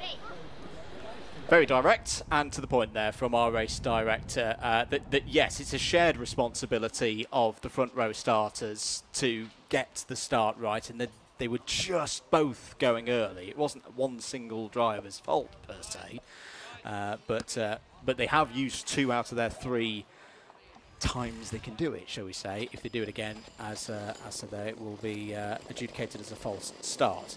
I am 100% sure that it will not occur again, and that we'll get things going at the 3rd time of asking. You know when you're told, I'm not angry, I'm disappointed. It's one of those chats that you're given. I am going to finish this story on Dean Singh Pahal. As I said, at Larkhall last year was a big step forward for Dee, and that, I think, journey, at least this phase of it, very much brought itself to a round circle last time out at Dunkeswell, of course, with a first victory and a driver of the day win, voted by you, the kind karting public out there. So yeah, definitely keep an eye on the number 23, just the single RCE runner here, if I'm not mistaken, this weekend, starting from 3rd place. Other drivers, I think, to keep an eye on through this field. Dimitar Uzunov is an intriguing one for me on row 7. A little bit further down than perhaps where I'd expected. I'm not quite sure what happened in Dimitar's qualifying, but keep an eye on the JPD UK 13th place starting number 62 on the CKR chassis, which reminds me to give a hello to our friend and colleague Nicole, Mr. Henry Burdett. If you're wondering where he is, folks, he's decided to take himself off to Spain this weekend. Well, at Dunkeswell, he was flying around in an aeroplane above the track. I know. And now he's in Spain. Doing some work in Campillos, but you know, he would then say he doesn't like the CKR as a name and all of that. I don't mind it. It's nice and easy to remember. So yes, keep an eye on Uzunov starting from the middle of the pack. Are we all good to go, Nicole? Oh, I wouldn't ask the question too early. They've still got 2 more corners to go, but your 2 leaders of Benedictus Masiokas and Charlie Page just looking like they have listened to race director Dan Ashton, and they are going slower now through that final corner. Will we go on this time of asking? Led by Page and Masiokas through into the tram lines. Will the lights go green? Yes, they do, and we are racing through turn number 1. All drivers looking steady. Nobody losing it like our previous races onto that rumble strip. No real dramas in our mid-pack. Page trying to fend off Benedictus into the bottom boot corner of turn number 5. And I do think he has done just that. Chloe McGill trying to get involved. Chloe McGill, one of your drivers on home soil. She started here at this track when she was 5 years old, and now she finds herself in that mid-pack, really trying to show what her experience can do. Goes down the inside, loses it onto the rumble strip though, and has to concede the position. Page leads the field as Dean Pahal gives a little bump into the back of Masiokas through the hairpin. Dean doesn't take an advantage off of that, does lose out though through the banked corner, and now will have to give a place away. Yeah, Alfie Garrett getting through there as Ralph Martin spins in the background. Another driver off as, was that Otto Amy in the number 77 Coles Racing Machine in trouble off of turn number 8. Switchback move there from Alfie Garrett. I've been really impressed with Alfie Garrett so far this season. Nicole is one of my contenders for most improved driver of 2025, was top driver through the heats last time out at Dunkeswell, and seems to have really grown with racecraft so far this season. Absolutely, Garrett obviously sporting with the SFR team for 2025, and I think what's helping those drivers, the likes of him, Masiokas, it's a bit of a mini team in that awning, which really helps the drivers to learn off each other. It helps the mechanics put the correct setup on, because the more minis you've got out there, the more things that you can try. The drivers are helped by having those teammates in the same categories as them. Through the second sector they go, through the banked corner. Pahal still trying to have a look at Garrett. No spill this time through that banked corner by Pahal, as Chloe McGill is out there now through turn number 9, trying to fend off Sebastian Crawford. Race replay then. This is a moment, and this was a spill going into the banked corner. That was the SFR, the 42. Getting bumped, just a bit of a passenger in that one, I would say. I think, unfortunately, that Ralph Martin had already had the spin, and then Albert Farrow just had nowhere to go, and had that moment through turn number 8. 7.5 minutes remaining in this race then. Masiokas is your race leader, a familiar sight so far in 2025 in this Micromax UK category. Charlie Page, winner 1 week ago in preparations for this Wera Tools British Kart Championships round, is second. That's a nice move. That's LBJ Stubbs. In the midfield, that's not been a familiar place to see LBJ Stubbs so far this season. Has been doing double duty, of course, across the different engine platform formulas. Saw him having a really good run in the cadet categories at Glannygore a few weeks ago. Our Welsh visit. Whilst we continue our tour of the Celtic nations here in Scotland. That is Stubbs up into the top 10. Gamble gets past Uzunov then, and Farrow trying to get involved as well, as the 72 of Arlo Gamble signals to say he's not happy, and now gets given a 5-second penalty, which drops him pretty much all the way back to the back of the order, technically. Going into turn number 4 then, no drivers trying to attempt anything just yet. Chloe McGill out there. She has managed to break away from Crawford for that 7th place. Dax Farah looking strong there in 6th, as is Dean Pahal in front of him in 5th. A bit of a slowed down lull phase now, where all drivers find themselves with a 1 or 2 kart gap to the driver in front. Masiokas, 1.3 seconds clear from the remainder of the field, puts that fastest lap in and finds himself with some breathing room to Charlie Page in 2nd.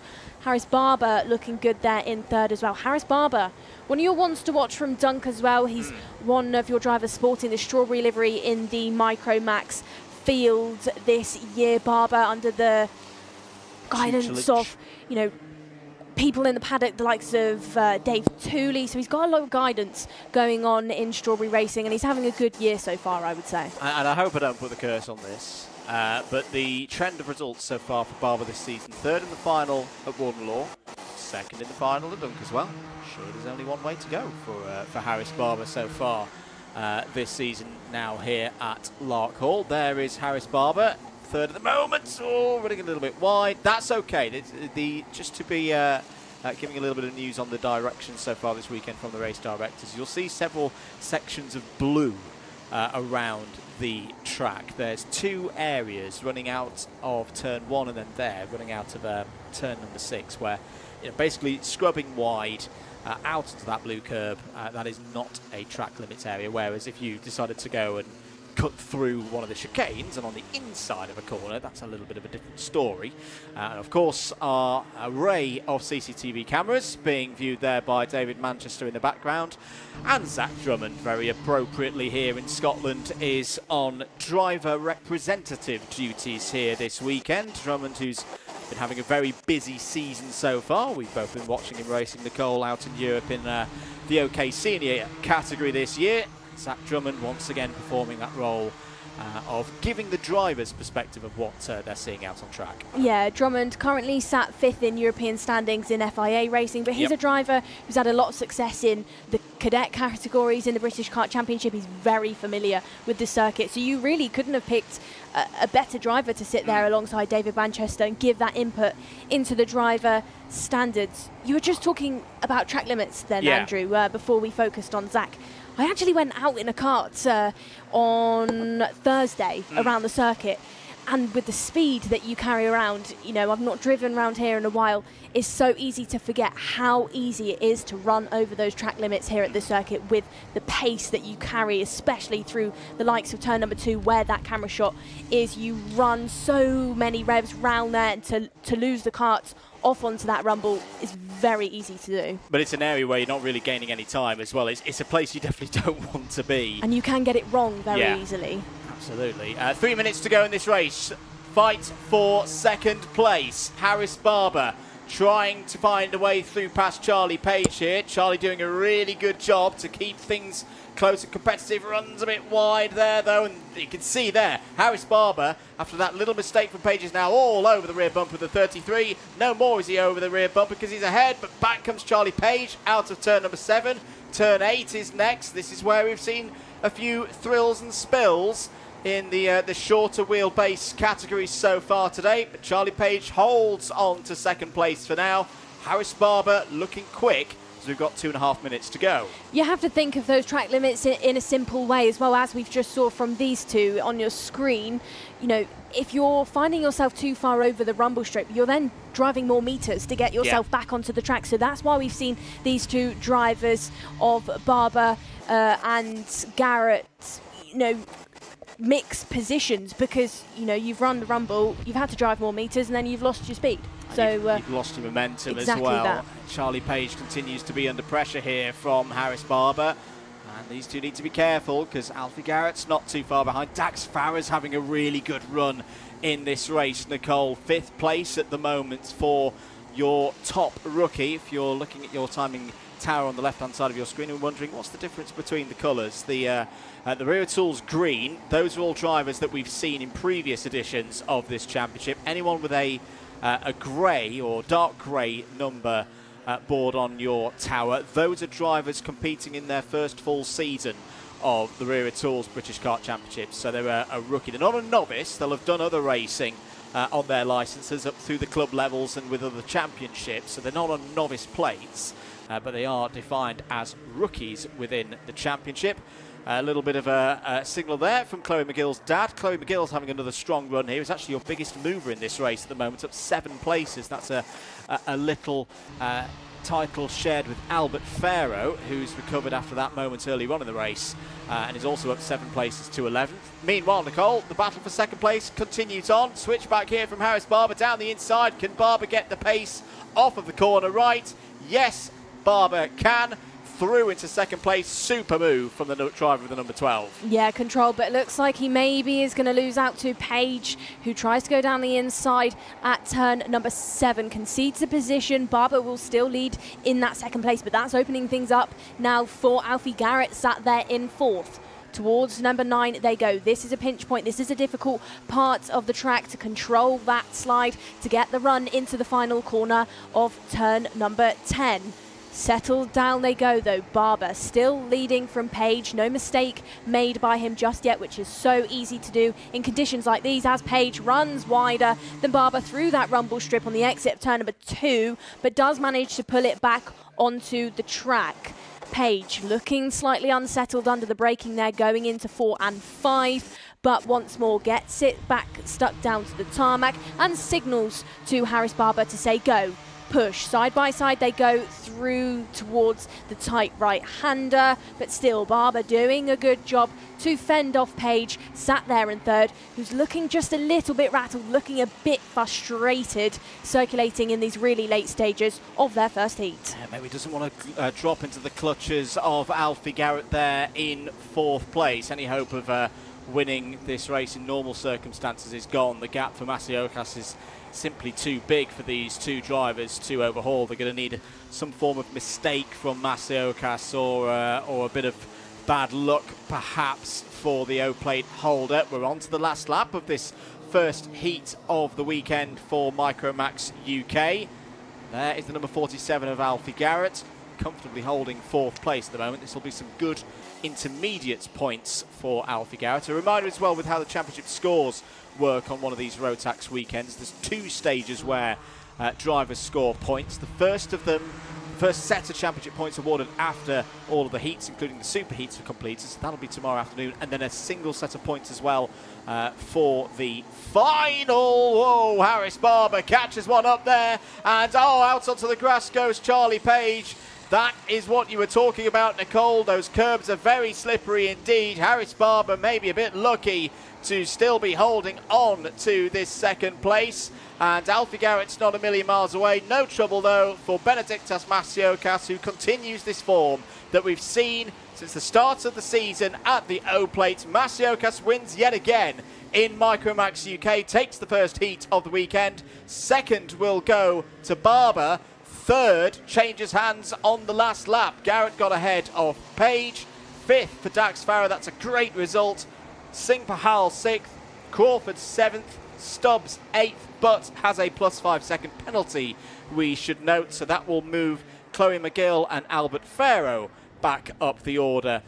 They both finished in the top 10 on the road.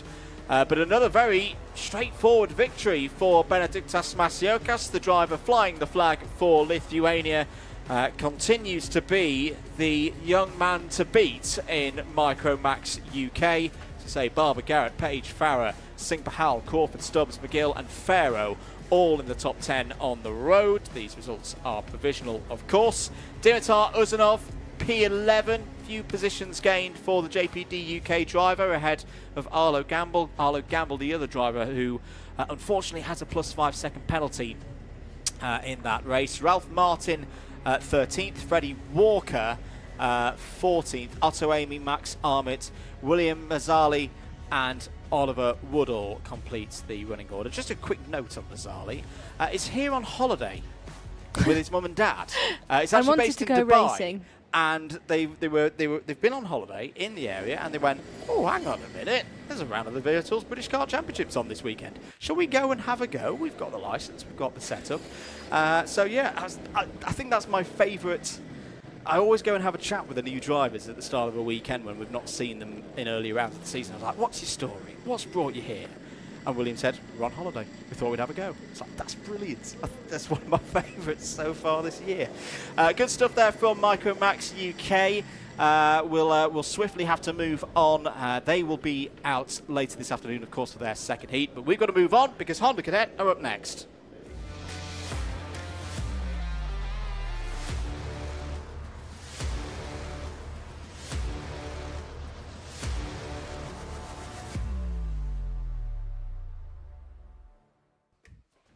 Time for Honda Cadet GX200. First time we've seen the Hondas in competitive action since the very first event of the championship portion of the season at Warden Law. It's a familiar sight though on the front row. Archie Loveridge starts on pole position. Riley Blakemore alongside on that front row. Luke McGall and Ronnie Jones go from row number 2. Shailen Srikantan and Archie Cannon go from row 3. Carl Kerr and the returning J.M. Prakash are there on row 4. Part 2 of your grid includes Muluka Bigoki and Jack Cope on row number 5. And then from 6 we have Aidan Donnelly with Elliot Bork. 7 includes Oliver Ratton and Harry Grant. So they are on the 13th and 14th spots of your Honda Cadet grid, led by Riley Blakemore and Archie Loveridge on pole. So a standing start, of course, for the Hondas. Very tight in timed qualifying on the best three lap average. 0.01 of a second between Loveridge and Blakemore on that 3 lap average. Luke McGall, a huge chasm of a further 900ths back in 3rd place. Keep an eye on those 2 MJR Racing prepared machines of Ronnie Jones and Shailen Srikantan. 4th and 5th on the grid for this one, but they were very quick yesterday as a pair in free practice. But this is a different story, of course. This is the first of 2 heats today for Honda Cadets GX200. A standing start for the drivers down to our right here in the commentary box. Looks like everybody is set to go. There is the last of your 14 runners in this field. Harry Grant. Green flag in the air, ready to go then here at Larkhall for the first heat of the weekend in Honda Cadets GX200. Their second round of the season is 4 lights and out We are racing for 10 minutes plus 1 lap, and it's a solid start from both Loveridge and Blakemore on the front row. They sweep through the first couple of corners and will now prepare for the big stop into turn 4. Are they all going to make it through? It's the number 73 of Loveridge in the lead of this one. Heads into the weekend as championship leader. Second place at the moment is still Riley Blakemore by the looks of things. There is Ronnie Jones, the O-Plate winner from Wilton Mill earlier on in the season. Good stuff from the Hondas. Very big phase of their season, Nicole. It's been a while since we've seen them at Warden Law, but they've got this event this weekend, and then they're in action again next weekend at PFI for a double header. So the start of 3 rounds in the space of just under 2 weeks starts here. Move attempted down the inside for that second position. That's the number 15 of Luke McGall trying to have a go, but doesn't manage to get it stuck. Going to the final corner, Ronnie Jones going down the inside now. That's your O-Plate driver and your driver of the day from the round at Warden Law. Jumping into third position now, chasing down Riley Blakemore. As now by eye, Andrew, the rain looks like it's falling down heavily again. So conditions for these drivers maybe will start to change, and maybe some of them will start to experience some spray, especially in that mid-pack section where you can see the likes of Aidan Donnelly and Jack Cope just fighting it out. Down the back straight they go then, and it is really a 5-kart train for that race lead. Loveridge leads from Blakemore. Ronnie Jones is getting all involved, trying to push forward ahead of Blakemore, clips the curb, but doesn't make anything stick. Luke McGall looking like he's got some pace there in P4. Archie Cannon there now as well, the S plate trying to push ahead, and Carl Kerr driving round in this train as well. Yes plate then tries to go down the inside at turn number 8, but doesn't get the momentum. So it's a misleading corner. Sometimes it can look like the drivers have made it stick, but that wider line and the run that the drivers get by running up the hill really does help. And actually, it's quite easy to keep it pinned around the outside and stick to your position. I think it's been a problem for Aidan Donnelly, unfortunately. I did see a Kart had spun at, you guessed it, turn 8. And number 27 of Aidan Donnelly has unfortunately fallen down to 14th place in the order. There's Harry Grant. And number 45, dad and lad effort with his dad Zolly.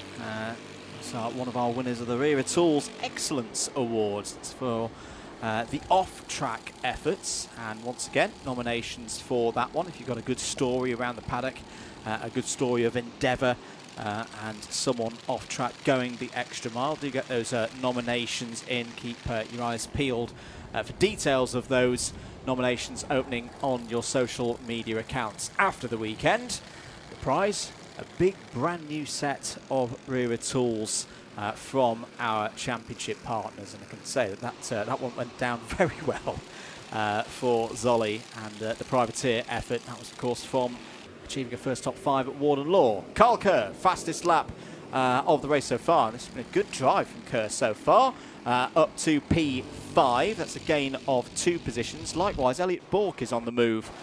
Nicole in the number 26, up 5 places, and is now running in 7th. Just watched for the 3rd lap in a row then. Jones trying to go through that inside line to take the place for Riley Blakemore. Blakemore then ends up running wide through that final corner. Blakemore just continuing to run a higher minimum speed, and that's why you don't see Ronnie Jones get into that 2nd position yet, because that tighter line where you slide just doesn't carry the right amount of momentum. Going into the final corner then, will Ronnie Jones manage to figure it out and manage to keep his minimum up to overtake Blakemore? We will find out, but now he looks like he's under threat from Luke McGall, and Kyle Kerr, who has put in your fastest lap now, looking quick as well as we go into turn number 9. Loveridge leads from Blakemore. Blakemore going slightly wider. There you can see once more Ronnie Jones taking that tighter line, trying to use some of the curbs to get the karts rotated, but doesn't gain any big advantage in pace from doing so, as your race leader of Loveridge almost loses it on that blue bit of track limits on that rumble strip going out of turn number 2. That could have ended in disaster for your race leader, and the gap now between your 1 and 2 drops to just under a 1/10 of a second. Down the back straight they go, and Blakemore looks hungry now as we go into tight right right-hander head under the wind to try and duck under and find that toe to get past your race leader. I saw a lot of big scraps between Loveridge and Blakemore the last time we enjoyed some Honda Cadet racing at Warden Law for event 1 of the season. The difference is they've got company this time in the shape of Ronnie Jones, Luke McCall, Kyle Kerr. All of these drivers had to wait for the final to really get in the mix. As here's a move down the inside. That's a beautiful move from Riley Blakemore to take the race lead away from Archie Loveridge. Loveridge comes back, though, down the inside, side by side, wheel to wheel, out of the final corner. 4.5 minutes remaining on the clock, and it's a proper Honda Cadet race. This as wide goes Luke McCall over the rumble strip on driver's right-hand side. This circuit that produces great racing in Honda Cadet. We saw it last year. Ambition Motorsport won the round at Larkhall in May 2024 in the hands of Ed Spain. They've got a good chance in this one as well, but right now they've lost the race lead in this first heat. Kart number 68, there he is, Riley Blakemore back at the front of the field looking to build a gap. Luke McCall then hasn't made any mistakes on this later bit of the lap after losing it through that rumble strip. Still trying to chase down Ronnie Jones, sat there in third. Blakemore leads out of turn number 8. The number 14 of Kyle Kerr trying to find a way around Luke McCall once more, but it's just not enough. Doesn't manage to keep that momentum high enough to go down the inside on those slippy conditions. 3.5 minutes to go. Once again, Ronnie Jones looking for that tight line through the final corner.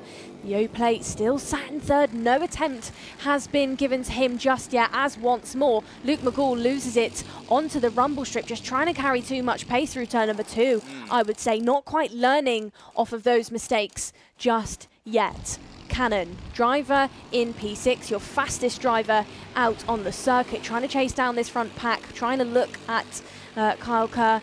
And keep an eye on this live stream as the weekend progresses, because Archie Cannon on home soil, we were lucky enough to get some onboard footage of him, so maybe drivers at home can learn a thing or two off of Archie, whose dad, Ryan, also is experienced in karting, and he's a name to watch, I would say, round this track and round this championship as it progresses. Absolutely. 2.5 minutes to go in this first heat of the weekend. Keep your comments coming in, by the way. We are keeping an eye on for who you are supporting, who you are specifically tuning in for. You don't have to be specifically tuning in for anyone. You can be here just for the love of the sport. But let us know where you're watching from as well on this Saturday afternoon here in Scotland. 2 minutes remaining on the clock. No changes in the order in the top 12. So it's still Blakemore from Loveridge, Jones, McGall, Kerr, Cannon, Bork, Bikoki, Srikantan, Jack Cope. Jack Cope having a really good first run of the season. It is, if I'm correct in saying, his first national level race. Has done some club racing. Of course, has worked his way up the Motorsport UK karting pathway, and is running nicely there in now 11th place. Just lost 10th place to Jayan Prakash, who's returning from a bit of a bump that we saw last time out at, not at Wilson Mill, at Warden Law for the first round of the season. Harry Grant, Aidan Donnelly and Oliver Ratton completing the runners in this one right now. 1 minute and 15 seconds to go then. Tight line from Ronnie Jones, and that catches the attention of Archie Loveridge there. Nicole, Loveridge just looking to the inside and going, oh, hang on a minute, we've got some challenges here for second place. Does it, but also turns up the temperature dial, because he's just put in that fastest lap in there in second. So I don't think he's put off by that grab in distance by Ronnie Jones, sat there in third. Through turns 4 and 5 they go. These Honda Cadets not choosing to clip that turn 4 curb as down the inside Loveridge goes. Is he going to make it stick? It's a battle between Blakemore and Loveridge gets it done, takes the race lead as we go into the infield. Hairpin makes it stick, and Loveridge makes himself your new race leader. 25 seconds left on the clock. Blakemore trying to have a look round the outside, trying to have a look where he can get it back. Loveridge looks over his shoulder, knows that their gap is virtually nothing through turn number 9. These drivers go lone of stern. Ronnie Jones not managing to pick off any position compared to these two in front, but it's a 3-car battle for this race lead as we head into that 5-second mark. Loveridge, your driver in the race lead, goes fastest. Turn that dial up once more, goes Archie through turn number 4 and 5. And like we were saying, they don't clatter that turn number 4 like we see from our ROTAX categories. The karts are too small, too light, so if you smash the curbs around this circuit too much, it unsettles the Hondas, and they don't get as much out of it as some of the other categories. Always about momentum is Honda Cadet racing, and that's why we love it. That's why it's such a good teacher of racecraft for these young drivers looking to join quite a illustrious list of names to have won this Honda Cadet title in recent times. The likes of Cian Bernard in 2023, Kenzo Craigie 2022, of course. You know, this is somewhere Behrman once raced. Yeah. Oliver Behrman was a Honda Cadet. I actually used to race him in Honda Cadet. So it's somewhere where big drivers like, you know, Ollie Behrman learn their craft. As we've got now a challenge going on between Loveridge and Blakemore once more. Side by side they go through turn number 2. Loveridge holds onto it for now, but Blakemore still looking hungry there in second place. Tries to go the long way round towards turn number 4. Nothing just yet. Ronnie Jones has dropped off of the back of them. Through 5 they go. They disappear behind the barrier, but it is still Archie Loveridge who is leading out there in the front. Blakemore still head under, ducks towards that steering wheel, turns the lock on to get a run through the sharp right-hander. No challenge. Is he going to dive down the inside? No, he can't. Loveridge holding on to it, looking strong, looking hungry. They'll go round the bank corner. Is the challenge going to be on? Goes defensive, goes Blakemore round the outside. Loveridge tries it, goes up the bank, side by side. They go into turn number 9. Who's going to have it? It's Loveridge. Goes round the outside, long way around, and jumps into your race lead. Brilliant no, he doesn't. stuff. No, he doesn't. It's the 7. Yes, he does. Archie Loveridge, he takes it. So there we go, 68 from 73. Riley Blakemore with a brave move round the outside, out of turn 8, takes the first heat of the weekend. But that is just the first episode in what is going to be a really good scrap this weekend in Honda Cadet. Archie Loveridge P2, Ronnie Jones a solid 3rd, Luke McGall and Archie Cannon complete the top 5 on the road. Kyle Kerr 6th, Elliot Bork 7th. That should make Bork your biggest mover in the race. Yes, it does, up 5 spots. Luca Bikocki, Shelin Srikantana and Jayan Prakash complete the top 10. But all smiles for Riley Blakemore. Riley takes the latest battle between himself and Archie Loveridge, starts the weekend 3rd in the championship's standings. Could well be moving up with more drives like that across the course of this weekend. Jack Cope, P11 on a first run at a national level Honda Cadet race. That's a super run for Cope, who was in the 104s late on. So, hey, only half a second off the ultimate pace in that race. That's a really impressive performance, if you ask me. Aidan Donnelly, P12. Oliver Ratton, 13th. Little bit of trouble for Harry Grant, unfortunately, so far today at P14, but we know that Grant can bounce back from adversity. Drivers heading into pit lane there. I really liked there, Nicole. Hopefully we'll have time to see it in the highlights in a few moments' time. The racing respect. We talk about race with respect a lot. That's what we mean, isn't it, Nicole? That you know, it could have easily been a case of Loveridge on the inside could have washed out, but they gave each other racing room across the course of that last lap, Loveridge and Blakemore, so that was really good to see. Let's actually have a little look at the highlights from that one. Nicole, take us through it. So standing start as always for our Hondas. Drivers getting off the line really well. Some of your mid-pack field, the likes of Jayan Prakash and Kyle Kerr getting all involved as well. Early stages then, we did have a bit of a breakaway. Ronnie Jones was trying to push forward, and the number 14 as well of Kyle Kerr, like we said, had a good race start. Pinch point in that mid-section through that turn number 8, where is some dry rubber down. Drivers just getting spun round like you just saw on your screen. This was the point in the race where drivers did start to light up, and this was the point then where the 68 of Riley Blakemore and the 73 of Archie Loveridge started to be your 1-2 to watch. through the final corner. They were scrapping, they were getting busy. Ronnie Jones tried to get involved, but it wasn't enough. Got side by side through this final corner, and round the outside did Blake Moore go, and into turn number 9 he made it stick and ended up as your race winner. Very good indeed there from those two.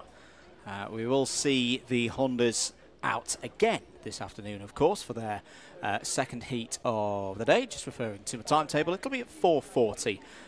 That one, so do tune in for that if you love your Honda Cadet racing. That of course means we've completed rotation number 1, as I like to call it. All categories here this weekend have raced. After this short break, we'll be back with Junior ROTAX.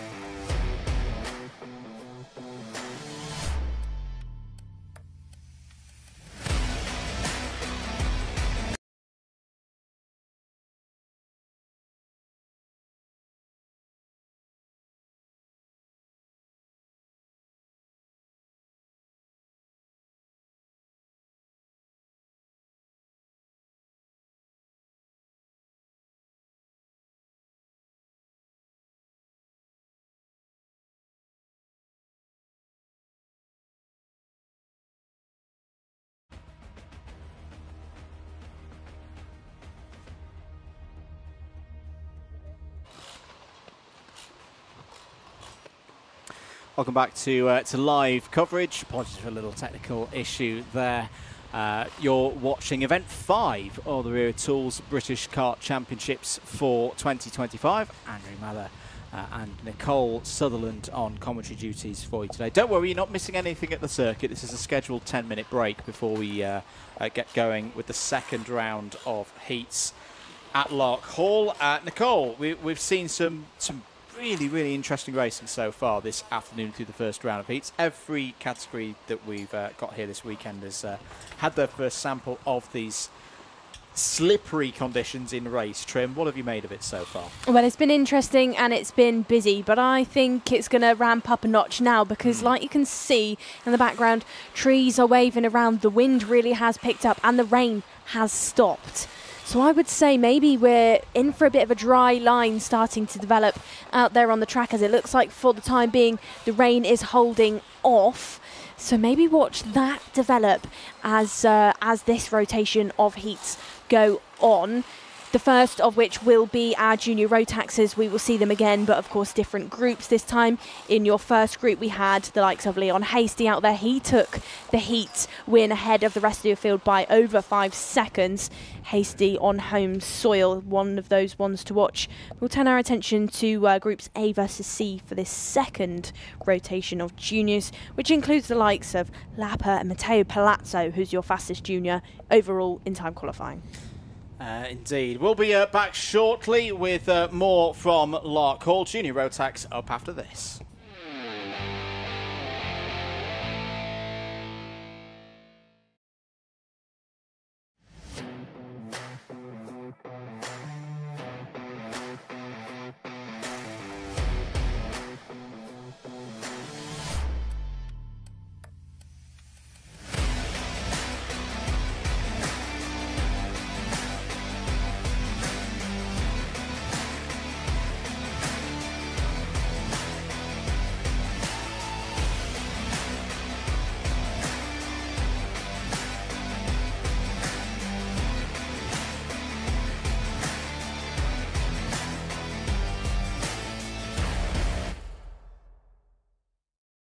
Here at Demon Tweaked, you probably know us for our massive kartwear range. We've got everything from suits, boots, gloves and helmets from the biggest brands in the business. But we are so much more than that, because if you're looking for kart parts, well, we've got you covered too.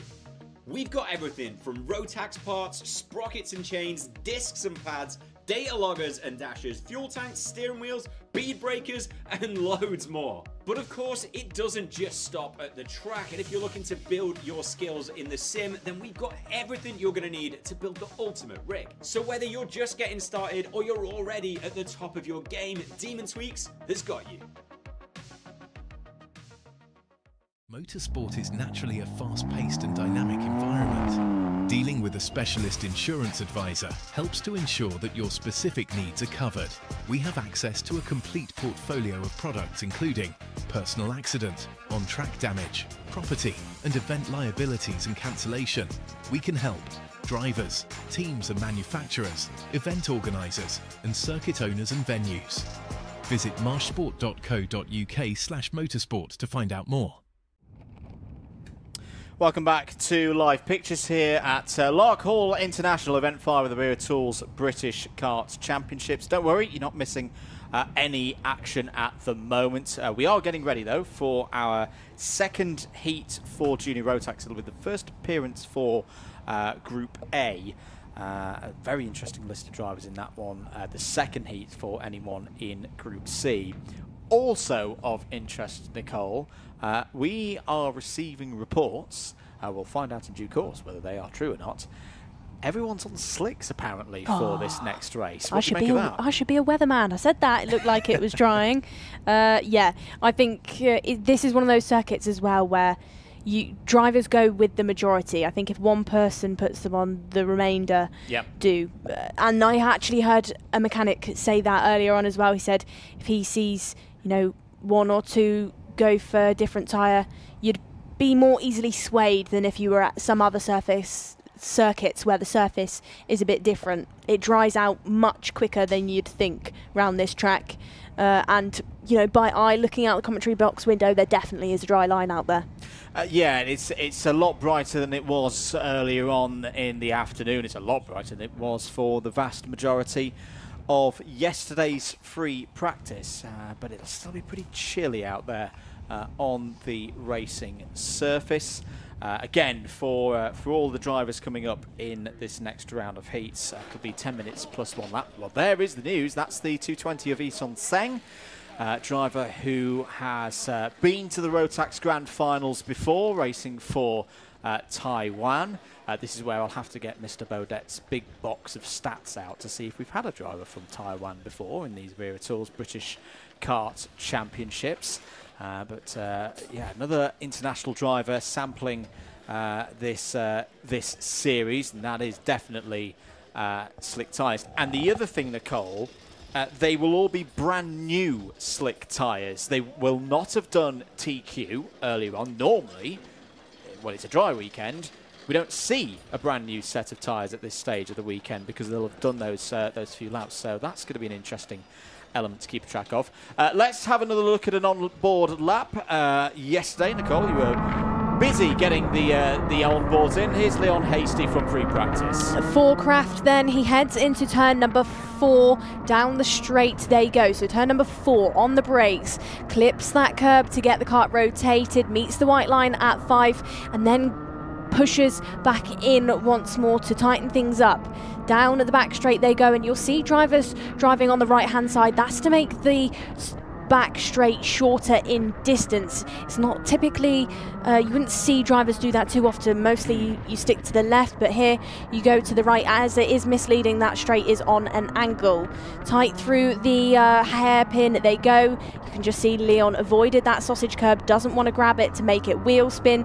More curb at the banked corner, avoids the curb on the left hand side, and then really does meet the two white lines at turn number 9 to set things up in a nice straight line towards that final corner. The rumble strip on the left hand side, on the outside. Once more they avoid. They don't want to wheel spin the rear end and risk, you know, losing or dancing around on the back of the kart. Hasty then, one of your drivers that if you're sat at home and you want to pick up some tips about how to conquer this circuit, especially in wet conditions, he is one of those ones to watch. We got lucky that Leon said, yes, I'll put an onboard camera on yesterday. He wasn't worried about anybody having his footage. No, and I think a lot of people know that, you know, whether it's on board or just watching how from trackside he tackles this circuit, there's been a lot of eyes on Hasty so far this weekend. Hasty will not be in this race. Hasty is a Group B driver.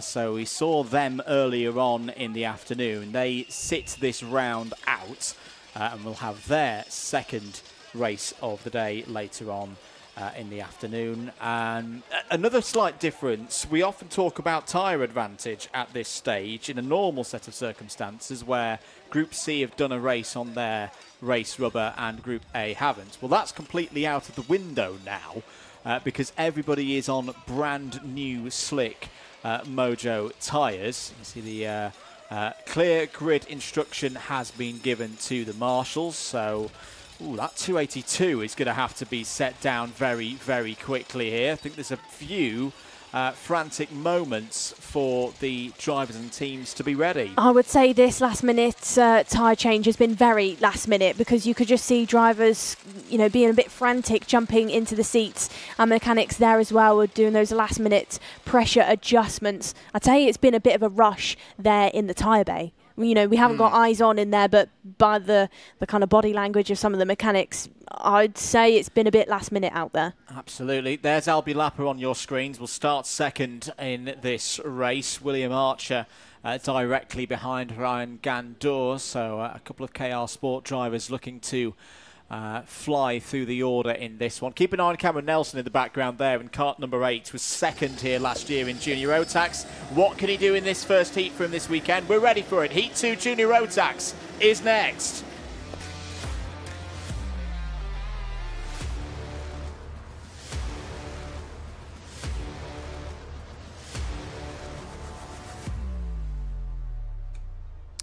Heat 2 for Junior ROTAX, first appearance of the day for Group A, second for Group C, and it's Matteo Palazzo, the Scottish qualifying king, on pole alongside Albie Lapper. Jacob Ashcroft is on row 2, joined by William Archer. Ryan Gandour and Cole Denham go from row number 3. On row 4, it's Cameron Nelson and Ewan House. Row number 5 looks like Sebastian Luge with Harry Freeman, and then from 6 we have Finley Bluck and Connor Large. 7 includes Albert Friend with James Kell, and then from row number 8 for Hunter it's Alfie McBain, and for DHR it's Harry Taylor. Charlie King and Jensen Chalk on row 9. Benjamin Baker and Cian Bernard start on row 10. Henry Cameron and Sebastian Clark on row 11. Shane Chandaria and DeJohn Bennett from 12. Jack Collinson and Maxim Kerwin on row 13. Ison Seng completes the 27-strong field, which I'm hearing in my ears, Nicole, is not an all-slick field. That there is a mix of slick and wet tyres out there. Now, unfortunately, I don't think we know the exact kart numbers of who's on slicks. I think it's majority on slicks, minority on wet. If there was another little rain shower now, a wet tyre might be an inspired choice. So this is what I enjoy, a split tyre race through the field. Well, those are definitely slicks on Matteo Palazzo's rubber. So that's going to be him going from the front of the field. Here we go then. You can definitely tell your front end of the order are on those slick tyres. That's why they're weaving the way they are. You can see Cameron Nelson there just going side to side, trying to scrub off that shine that covers that new tyre, which is slippy, trying to get as much of that as they can, trying to generate some initial early on heat into the Mojo rubber. Who is going to go out on wets, we will shortly find out. But for now, our field is led by Albie Lapper and Matteo Palazzo as the lights go green. Under the start-finish gantry, they go and they are racing. Good start by Palazzo, swipes across the rest of the field. And I also saw Cameron Nelson there get the jump early on. Now follows Jacob Ashcroft into the boot corner. Drama in that mid-pack section. Albie Friend gets mounted there on the back of somebody, and 3 karts are off at turn number 5. That's the problem with slick tyres when they're cold and still in greasy conditions. I actually think that there aren't any wet tyre runners out there, but we have got drivers who've had problems early on. Further problems down at turn number 7. We've not even reached turn number 8 yet, and we've been seeing plenty of dramas through this part of the circuit so far today. Looking pretty clean at the front of the order. 9 minutes of this race to go. We'll count them through at the end of this this first lap. It's going to be Palazzo still in the lead, but for how much longer? Because Jacob Ashcroft's on the move. Ashcroft's got through. The reigning ROTAX Grand Finals champion, the man to beat so far this season in the juniors. The championship leader has got through. This is a good race, a good opportunity for Jacob Ashcroft to get that form going. Had a tough weekend at Dunk as well. Had to fight hard to get points, further points on the board. Cole Denham is one to watch in this race as well. Nicole there in the 262, the second of the DHRs. Another Scottish driver, knows this place well. He's going to be looking to break through past Palazzo in the early stages of this race. Denham then, a driver that's been having success in the ROTAX Euro Trophy, out there in third place, chasing down the KR of Palazzo. He's got Albie Lapper shortly behind for company, and then we have William Archer, Ryan Gandor and Cameron Nelson. Nelson, your Dunk as well winner, your driver that finished second here in the final last year, looking for another point scoring trophy hunting weekend here, but in Scotland. Out of turn number 4 they go. Ashcroft, half a second now in the lead, fastest driver on the circuit with that clean air, not tripping over anyone out there on the front, which is an advantage when you're on that newer, fresher rubber. Denham almost getting it wrong going onto the rumble strip on the start back straight, but it doesn't put him off for long as he goes down the inside of Palazzo. Palazzo now losing the position to Lapper as well, who goes down and follows through with Cole Denham. Good stuff there from Cole Denham to get through. William Archer looking to fight back here after difficulties in the first round of heats. Down the inside goes the KR of Palazzo, nearly 3 wide off of the final corner. Through goes Ryan Gandor. That was a lovely move from Ryan Gandor on his 2 teammates, the Canadian, up to P4. Good stuff by Gandor then, 2 for the price of 1. But these 3 KRs don't want to trip over each other now, because the last thing you want to do is crash with a teammate, especially in a heat. Denham now trying to fend off Lapper there in second. Both clipping the curb, pretty similar lines from them. Once again, wide goes Denham onto that rumble strip, but it doesn't put him off, continues that momentum, keeps his foot in to keep the kart bolted to the circuit. Lapper looks strong in third. I'm actually questioning if maybe he's going to try and follow Denham to chase down your fastest driver of Ashcroft on the circuit, or if he's going to go for an early move and maybe think that he's more confident and that he's quicker than sat in that third position. Battle still rages on between these 3 KRs in that mid-pack section. Gandor, Archer and Palazzo in that 4th, 5th and 6th. Down the inside we have a move. That is Archer making it stick on the Canadian, the 227 in 4th place, and makes it work. This is the only category this weekend where there will be a cut-off. Not everybody will make it through to the final 34 list of drivers on Sunday. For William Archer, this is an important race. He was disqualified from the first race for not obeying flag signals, had a mechanical flag during that first heat of the afternoon. So it's not out of it yet, but he needs a big result here to make sure he's not got to do too much work when we get to those super heats tomorrow morning. All of that you'll be able to watch here with your Motorsport UK live broadcast, brought to you by Alpha Live. This is a good scrap though. Denham and Lapper 2.5 seconds behind the race leader, but looking for a fight for second place. Under investigation, latest notification from the race officials. That's for Harry Taylor in the 253, currently in 14th place. Taylor then, a driver that was in minis here last year, now in junior for a bit of a development and a learning year, but finds himself in a bit of hot water. Last year it was a P12 in minis. Can he jump up the order in junior? I'd actually say he's having a stronger year in the junior category compared to what he had last year in the minis. He's starting to come into his own a bit more and starting to learn how to put his elbows out in certain situations, but within this race maybe just question marks over if he's done that a little bit too much. Ashcroft not letting off the gas out there in the front, continues to put in those purple sectors and laps. It's 2.6 seconds clear from the remainder of the field. Archer finds himself breaking away from his 2KR teammates of Palazzo and Gandoy. He's given himself a nice gap there. Like we was talking about Hasty earlier on in our first rotation of heats, Andrew. William Archer, taller driver, can shift the weight around the kart in slippy conditions. As we've got Albie Lapper making a move down the inside through the hairpin, makes it stick on Cole Denham and finds himself in second position. Archer now maybe will be helped by that and will be able to get the legs on the two in front.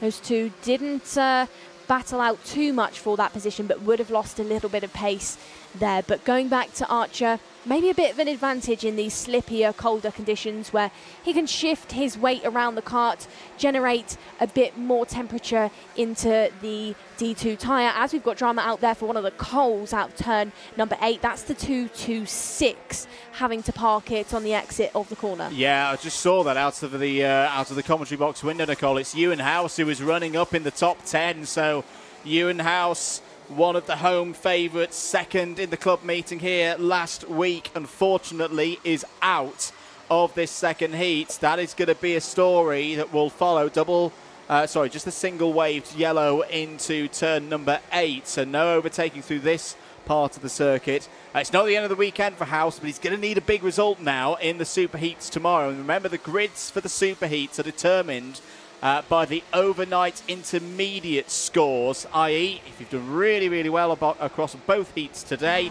you get a good grid position for your super heat tomorrow morning. Ewan House is going to have to fight from at least or at best, the middle of the pack now as a result of that retirement. Still on circuit though, Albie Lapper holding second place ahead of Cole Denham. You can see how tricky it is through that part of the course. But I've got to say, I was really impressed with that move by Lapper. I was about to ask the question, or it's in my mind, Nicole, of like how tricky will overtaking be on the circuit right now, because you've got the dry line and the damp lines. But that move that Lapper did a few laps ago, he made it look like a breeze out there. Oh, is that DeJean Bennett out of the race in the 2:39? Yes, it is.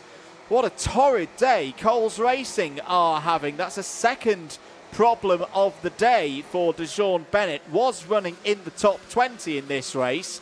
Now that is definitely going to be a driver who needs a big super heat tomorrow morning, Nicole, to make the cut for the final. Absolutely, and now it looks like James Kell is Cole's only hopeful within the remainder of this race. No, take that back, because another Cole's now. Okay, that is Dijon. Is that Dijon's kart? Yeah. Okay, I panicked then, thinking I had just jinxed Kell as well, going down the main straight. Move going on then. That's Kell getting overtaken down the inside at turn number 4. That was an ambitious overtake, I would say, by the driver that got it done, but makes it stick nevertheless. Albie Lapper, we saw early drama for him where he got caught out around turn number 5 and mounted on the back of a kart, but finds himself now in P16, charging down his teammate of Connor Large. As we go, is that a full course yellow out there now? So being slowed down by the whole field is Ashcroft.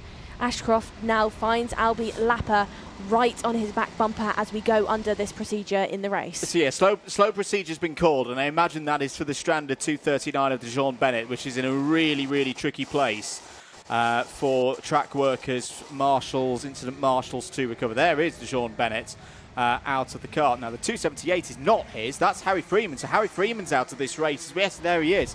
So Harry Freeman's out of this race as well, although that was from the very start of things. So slow procedure is called. 20 seconds to go. Now we will wait to see whether this one gets going again. If there are static yellows through the last couple of marshal posts, then that's clearly a waving yellow, but that's at marshal post 6. If I remember correctly from the driver's briefing earlier on this weekend, it's marshal posts 8 and 9. Where if we are due to go again, the static yellows will be held. That's almost like a little preemptive warning to the drivers to say, we're going to go green this time around. Either way, it will be final lap after this one. Jacob Ashcroft will be getting ready then for a potential restart. I didn't quite see whether the yellow was static or waved at MP8. So we'll wait and see. No, yeah, we are going green. So it's going to be a one-lap sprint to the end of this second heat for Junior ROTAX. That was perfectly done by Jacob Ashcroft, who knows the importance of this race. Right now, he would be on for 0 points for one race. It would be a shared tie of the intermediate lead with Leon Hasty, but there's going to be opportunities for everybody else to gain some last-minute positions in this second heat of the day. For anyone in Group C, this is an important one for the story of their weekend. Good work from Ashcroft through turn 6. Turn 7 will be next. Has got to hit his braking marker. Good cover from Lapper as well to hold on to second place. Archer's trying to get an overlap there with Denham to take third. That, I think, is going to be the story for Cole Denham to hold on to this third place. Ashcroft is gone. Lapper is gone as well. As who was that? That was one of the Sam Pollitt Racing drivers spinning around, potentially in an incident with the rear of tools back to Cian Bernard. But Ashcroft wins. A very, very pacey finish there. As no, was it one of the Hunter Motorsport drivers off? It was Alfie McBain in the 215, and Sebastian Lucia thought there was an SPR off in all of that. So they fall down the order. That shows you how much tyre temperature was out there on circuit, steaming there on Alfie McBain's front right. But Ashcroft with a very assured performance there. That was not easy. He wins it though from Albie Lapper. Cole Denham third, Ryan Gandor and William Archer in the top 5. Good drive from Benjamin Baker, up 13 positions into the top 6. Cameron Nelson 7th, Matteo Palazzo 8th, Cian Bernard and Shane Chandaria both in the top 10, both of them gaining double figures in terms of positions gained. Connor Large 11th, Charlie King, Finley Buck, Jensen Chalk and Albie Friend all in the top 15. Not a positive result there for Albie Friend. Sebastian Clark, James Kell, Maxim Kerwin, Eason Seng and Henry Cameron all in the top 20. Jack Collington up to 21st ahead of Sebastian Lucian, Harry Taylor. So more bad luck for Harry Taylor in the late stages there. Alfie McBain, Deshaun Bennett, Ewan House and Harry Freeman did not see the checkered flag. Good stuff, though, by your Rotax Grand Final champion of 2024. Jacob Ashcroft to take that race win despite, that slow procedure that we had out there, and Albie Lapper, being on his back bumper once more, still leads the race, a 1.9 second race win. There you can see 3 drivers on the screen. That is Cole Denham, Ashcroft and Lapper just discussing the race with each other. Your 1, 2 and 3 for your second junior heat of the day. Just looking through the intermediate points before we move to our next feature. Hasty and Ashcroft will enter the A versus B race both on 0 points. Wolfert and Denham will be on 3. Albie Lapper's in a really nice position, I think, in the intermediate classification. 2 races. Yes, he's 5th at the moment on 4 points, but could move further up depending on how results go later on in the last race. We'll, of course, see that last race at the end of the day. Let's go to our highlights for that second heat in Junior Rotax. Watch out for the orange helmet of Ashcroft off the start here. Got the early line on the inside up to second place as everybody fought for grip on their slick tyres. By turn 7, he'd got the advantage, he'd got the lead. Palazzo losing a couple of spots here as Denham and Lapper fought for second place. The 234 of Benjamin Baker, we said, was on the move, gained 13 positions in that lap. In that race. That was Lapper down the inside of Denham on second watch. Again, a really good move there, Nicole. Absolutely. This was the dangerous bit where Dijon Bennett, we lost round turn number 2. The kart was parked and all drivers out there on the track actually doing a good job to miss the kart. It's in a bit of a blind spot, so that is why we had those yellows out there. We lost Lush, like you said, Andrew. We lost one of the hunters as well, round turn number 9. But a bit of a theme so far of the junior racing. The KR boys like to get themselves in a bit of trouble, but trouble with each other out there on the track, which is not what you want to be getting yourself into with teammates. Yeah, a little bit of a repeat of what we saw at Dunk as well. More racing to come here at Larkhall. Senior Rotax up after this.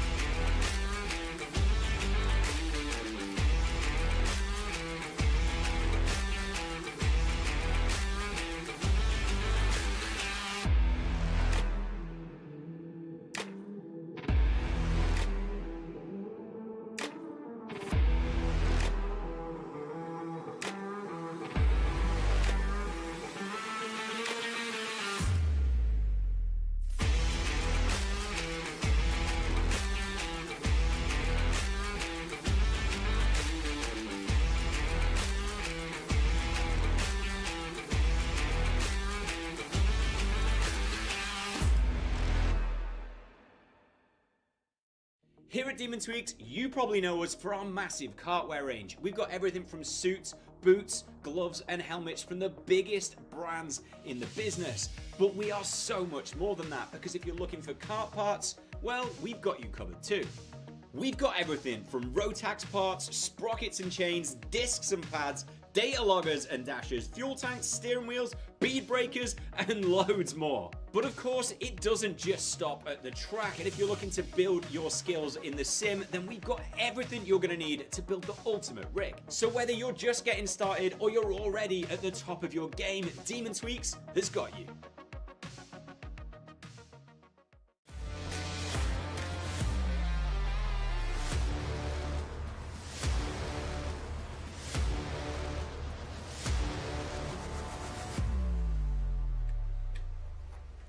Heat 2 for Senior ROTAX. Groups A joining the fray out on circuit. For Group C, this is their second race, and it's Lewis Gilbert on pole position. Matty Hingley alongside on the front row. Jack Lilly and Archie Walker on row number 2. William Antrobus and Lewis Goff go from row 3. Joshua Graham and Neo Clark go from row 4. Row number 5 includes Angus Scrivener with Jack Gillingham, and then from 6 we have John Brown with Cian Garrity. 7. For Hunter is Ewan Charman, and for Strawberry it's Charlie Smith. And then it's Kai Hunter himself, joined by Luke Bates for row number 8. Row number 9, Jay Kennedy on his return after 2 years away. Deacon Russell alongside. Adam Wooden and Harrison Crowther go from row 10. Miles Roby and William Pemble completes the 22 runners. So, at least from that picture, looks like it's slick tyres all round for everybody. Arguably the favourites for this weekend, Lewis Gilbert on pole position, knows this circuit very well, of course, won here in 2023 for the Wera Tools British Kart Championships, and is your championship leader heading into this weekend. Into the tram lines for Heat 2 for Senior ROTAX. The lights are out. We are racing for 10 minutes plus 1 lap. Good start for those on the inside line. Hinchley did his best to try and hold into second place, but it's the number 10 of Jack Lilly who's taken that spot away from the Welshman through turn 4 and 5. That's looking a little... Oh, spoke too soon. Someone got pitched around on the exit of that complex. Who is going to be able to make it through this first lap? Good start, though, for Lewis Gilbert. It's been on great form so far this year, Nicole. But like we've been talking with Leon Hasty in the same morning for Craft Motorsport, this is a big weekend for Lewis Gilbert and his hopes of becoming British champion in Senior ROTAX for 2025. You've got to think on the balance of things, he's got to score well this weekend. Absolutely. We've lost somebody and the back of the field then at turn number 8. I think that's one of the crafts getting lost up there. That's Jay Kennedy. It was one of the crafts. Now ending up on the wall, beached on that bank. Through turn number 4 they go. Hinchley got it wrong again at that race start, is now having to pick off positions to jump back up in the order. Currently sat P5. But going back to Lewis Gilbert there, Andrew, he's one of your drivers that's been going on, you know, he's been going for a while now, and I think he'll just keep going until he can get to that British Championship. As we now have the yellows out there on the circuit, I believe that will be because of the craft that's parked at turn number 8. This now will throw a spanner in the works, as your drivers will get bunched up into one long train of karts. See drivers just out there trying to weave, trying to get some temperature in the tyres so that when they get that restart, they're more than ready to go. Let's have a look at a replay of what happened here through turn number 8. So the 671 of Jay Kennedy. Oh, it's just going to get pinched in the middle there. The 396 of William Pemble, who I also thought was in a bit of bother on that first lap, was hopped up into the air. Cian Garrity may well have been the driver that we saw in trouble at turn 4 and 5. That 396 is not going anywhere quickly. Ben Axel on the rear right for Pemble. He's better just pulling that one in and getting some early work done to get the kart ready for later on in the weekend, and does so. So we stay under slow procedure. This is, if you're new to it, the effective replacement of what we used to call Battenberg flags. So you won't see the quartered yellow and black flags anymore. It is now the yellow flags plus those bright, luminous yellow boards. This is a feature that's been brought across from European-based racing into the Wera Tools British Kart Championships. And for the senior drivers, a number of them run on the continent. Many of them last week were at Genk for the latest round of the ROTAX Euro Trophy, so they'll be very familiar with these. One driver who will not be happy with this slow procedure, I imagine, Nicole, is Cian Geraghty. Yes, this procedure has brought him back into the pack, but he's also losing time to get through the pack. So 20th place at the moment for a driver who will be heading to PF International in a few weeks' time to see if he can get another Kart Masters victory on his CV. Lewis Gilbert doing a very clever job here of winding the time down as much as possible. Yeah, take as long as he can. There's Pemble's kart being wheeled away. Then if anything else, it will be tyre preservation as we go green now. Gilbert jumps early ahead of Antrobus. Antrobus had that spectacular win this time last year, but in the junior class, he was matched by Josh Graham, who now sits there in third. One of the most spectacular senior wins we've seen in a long time, as Charlie Smith for Strawberry finds himself broken down there on the start-finish straight. Down the back straight, all drivers go. It's Gilbert that leads from Antrobus. Graham, Hingley now sat there in fourth. Lewis Goff all getting involved as well, as John Brown is in the fight. Jack Lilly is there, Walker, Charman, and now Kai Hunter breaks into the top 10, up by 7 positions after a poor qualifying. Graham sat on that defensive line ahead of Matty Hingley, doesn't want to give the position up, but a challenge is going on between the two through turn number 9. Hingley loses out though, and is going to look like he's in a bit of trouble with Lewis Goff. Yeah, some really strong drivers in this heat in terms of their Larkhall records. Lewis Gilbert's Larkhall record speaks for itself. William Antrobus was your winner in the junior race here last year. Joshua Graham won the senior race, so 1, 2, 3 all have experience being P1 on a Sunday here in Scotland. Just to note, great work by the track workers and the marshals down at the pit straight. They were able to clear Charlie Smith's kart in speedy fashion and avoid the need for any further slow procedures. So that was great work by the team there. There's Archie Walker having a good fight with the number 9 of Ewan Sharman. Sharman was down the inside there. Did he get the move done? We'll cut back to it as we go over the line. In fact, Kai Hunter got through past his teammate, so there's a bit of a Hunter brawl in the middle there of your screen. Kai Hunter has won round this place as well in previous visits to Larkhall. Had a bit of a tough qualifying, did Kai, but good progress. Good to see him moving up the order. Has gained 6 places in this race, Nicole. Yeah, Kai, one of the most experienced drivers in the field, matches the likes of Gilbert on skill level. They are one of two of your drivers to watch as the weekend progresses. But you've got some young guns in there as well, the likes of Lewis Goff, who we just saw on the back of the screen. Challenges going on now through turn number 8. That's Jack Lilly trying to push forward on Matty Hingley's there. John Brown in the fight as well. Graham still sat there in third, chasing down William Antrobus. William Antrobus, though, turns up the temperature, goes fastest, but it's quickly taken away from Cian Geraghty, who we saw was caught out in drama in the early stages, now finds himself 14th overall in the current lineup. Down the back straight they will go. Chasers still continuing. Hingley still trying to pull the pressure onto Lewis Goff for that 4th place, as we've got a 5-kart battle now for that 6th position, led by John Brown, who's deciding to go defensive into the infield hairpin. Battle for the lead, Gilbert versus Antrobus, and this is the first time really that we've seen William Antrobus in this position in the senior category. We often talk about it when drivers move up from junior to senior. The technical platform underneath them, pretty similar. Of course, the seniors have got a bit more power than the juniors, but it's the racecraft that drivers who've been very successful at the junior level sometimes just need a few months, a few races, as William Antrobus gives us a wave. Well, he's in this battle for the lead, but he's always the relaxed, fun-loving driver is William Antrobus. But this is good to see. I think he's learned his lessons. He's had those first couple of rounds where the seniors, you know, the likes of your Gilberts, your Hunters, your Higgins, they see the new boys coming through and go, right, you need to be put in your place, young William Antrobus. But then they start to pull moves like that down the inside for the lead. William Antrobus takes P1 from Lewis Gilbert with 2 minutes to go, and this is what we mean.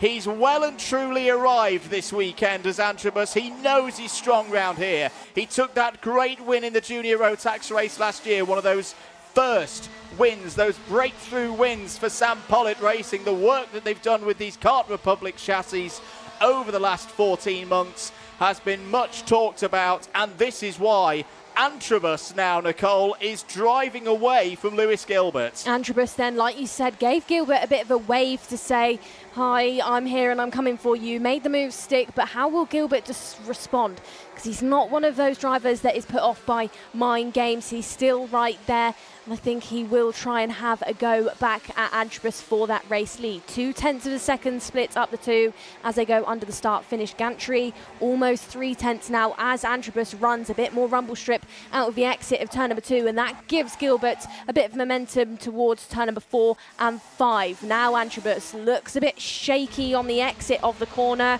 Gilbert now signals back to him, replicates that communication that William gave him on the previous couple of laps. It's on between these two once more. Antrobus almost gets it wrong on the rumble strip. That brings Gilbert right onto his tail. Challenge now into turn number 8. Gilbert does not have the run out of the hairpin. Will he have it on the exit of 8 going in towards 9? No, he doesn't, but they're bumper to bumper. 28 seconds left on the clock. We're on the late stages. If Gilbert's going to do it, it needs to be now. When will he pull the pin? As we've got some of the younger drivers out there, he looks a bit stressed there watching on at our seniors. Joshua Graham sat there in third, but he's not close enough to maybe take part of this battle for the race lead. It's still definitely on between Antrobus and Lewis Gilbert. This is going to be a real test for William Antrobus. Lewis Gilbert round Larkhall, right on your rear bumper. Yes, this is a heat, but if Antrobus could hold on to this one, this would be a really, really confidence-boosting victory, but not if Gilbert throws it down the inside like that. Brilliant stuff from the Scotsman. That is why he is so feared by the rest of this senior ROTAX field round Larkhall. But back comes Antrobus back down the inside, nearly onto the grass before turn 9. We've still got a lap to go of this. I'll just remind you folks, it's only Heats Day Saturday. This is tremendous stuff from the senior ROTAX drivers. And Joshua Graham's not out of this as well. He can smell a potential P1 in this race. He took that position last year, of course.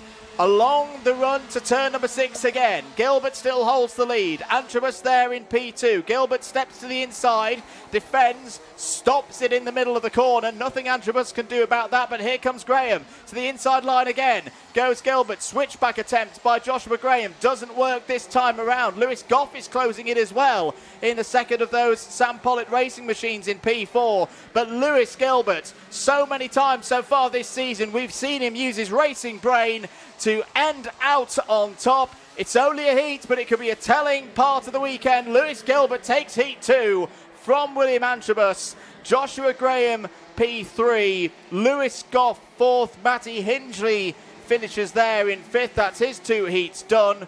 Brown, Charman, Hunter, Geraghty, Walker complete your top 10. I don't know about you, Nicole, but I thoroughly enjoyed that. That was a fantastic race, and Lewis Gilbert proves once again why he is one of the favourites here this weekend. Well, he's one of your favourites because of that track knowledge and that history, that career that he's got, but he's followed closely behind by your driver that won it in juniors here last year and your driver that won it in seniors here last year. So keep your eyes and ears on the senior racing this weekend, ladies and gentlemen, because it's going to be feisty. Remainder of your grid then included the likes of Archie Walker, Jack Lilly, Harrison Crowther, Neo Clark, Deacon Russell, and Angus Scrivener as your top 15. Then we had Jack Gillingham, Miles Roby, Adam Wooden and Luke Bate as the remainder of your finishers. We of course lost the likes of Charlie Smith, William Pemble and Jay Kennedy throughout the race. We saw damage to Pemble's back axle. We saw Smith break down on the start-finish line, and Jay Kennedy, of course, we lost round turn number 8. He got caught out around the banking. Lewis Gilbert, though, pulls over off the weighing scales.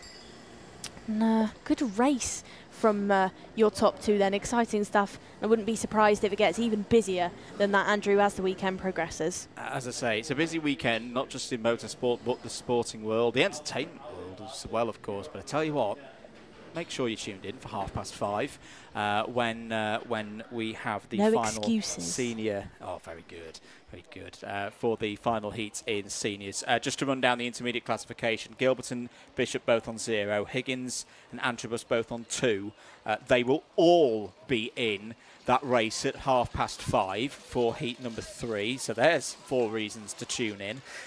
Graham and Bartle on 3, Ingram and Brown on 6, Charman and West on 7. That's how your top 10 stands in senior ROTAX after 2 of the 3 heats scheduled here today.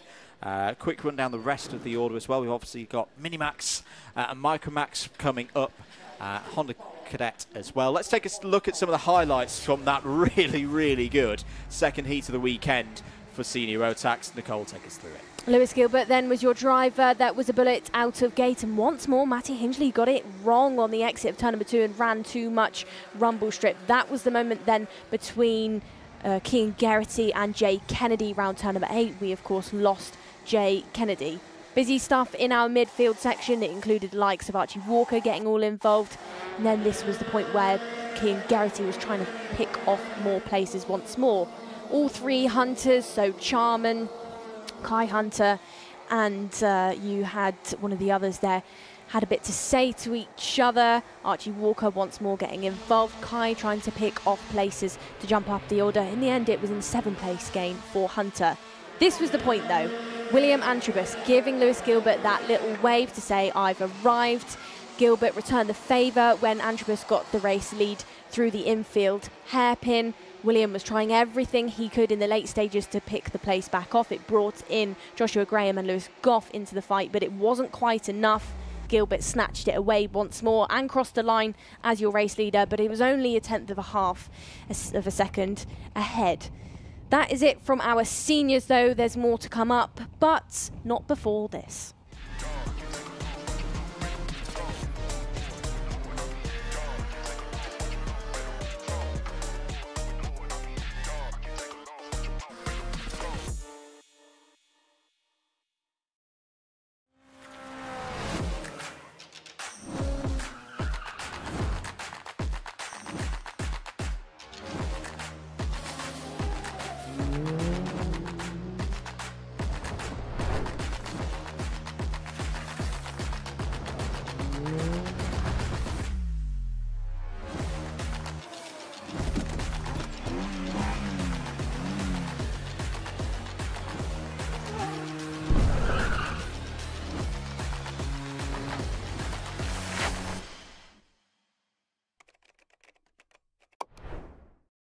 Motorsport is naturally a fast-paced and dynamic environment. Dealing with a specialist insurance advisor helps to ensure that your specific needs are covered. We have access to a complete portfolio of products including personal accident, on-track damage, property and event liabilities and cancellation. We can help drivers, teams and manufacturers, event organisers and circuit owners and venues. Visit marshsport.co.uk/motorsport to find out more. Welcome back everybody to Larkhall. It's event 5 of the Wera Tools British Kart Championships. Big thanks to all of our championship partners and sponsors. We could not bring this racing action to you without them. We're getting ready, Nicole, for Minimax 950, race 8 of the day, the second heat for them, the last heat of the day before we get to those super heats tomorrow. This is going to be a good one. Absolutely is. We already saw drama from our minis, so expect similar story as this one unfolds. We have the 147 there on your screen. That's Ryan White, driver who's won a British Championship previously in Honda Cadets, but now finds himself in one of the most competitive grids, of course, our minis. It gets busy, it gets exciting. And he will line up alongside Emerson McAndrew-Uren, who took the final win here last year, who took the final win in Dunk as well. So expect spectacular things from our minis. There's Leo Livings just given that last minute handshake to his mechanic. There in the back of your order, that's Austin Oman, a driver who was successful here in the micro class took a final win, but maybe hasn't stepped into this weekend right on the correct foot, finds himself on the 12th row of your grid.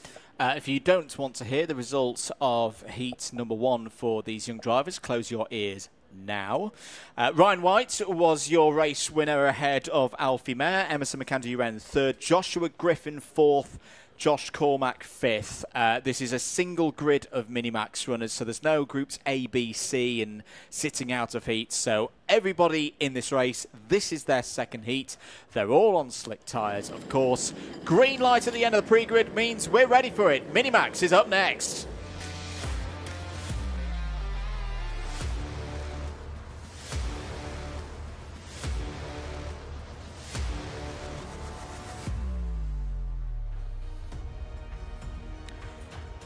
Let's take you through the grid then for heat number 2 in Minimax 950. Ryan White looking to make it 2 from 2. Starts on pole, joined on the front row by Emerson McAndrew-Uren.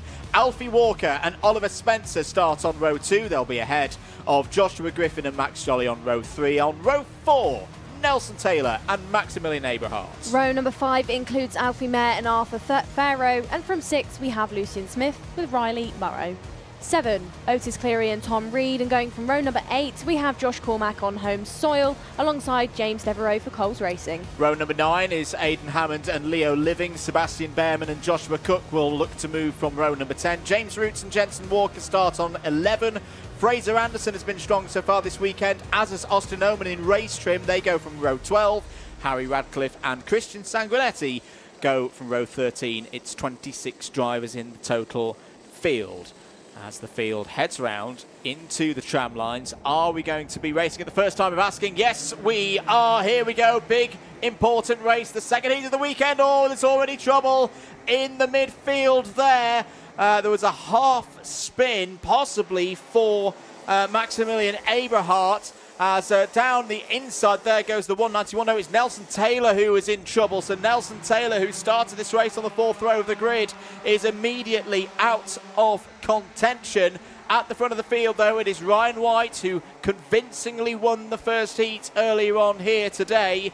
If he wins this race, he'll have pole position for the super heat tomorrow and be best positioned to take a first 65-point haul of his season. But he has got the challenges from the likes of Alfie Ward. Alfie Ward there for SFR Motorsport, who've been one of the big surprises in a way of this season so far. A name that's experienced in other regions of the world but have really broken through in the micro and mini max categories so far in 2025 in these British Kart Championships. They've got another chance for a race win here, but here comes Emerson McAndrew-Uren around the outside into turn 4. Brilliant move there by the winner last time out, Nicole. He's up to second place. Well, Ollie Spencer got it wrong on that previous lap and opened the door to Joshua Griffin, but it looks like Griffin has got back past, and now you've got Alfie Ward challenging Griffin as well. At the front of your field, though, challenge for your race lead. Emerson McAndrew-Uren gets it absolutely spot on and takes the position away from Ryan White. Ryan White, then, for the first time within racing, has been challenged and has lost that lead.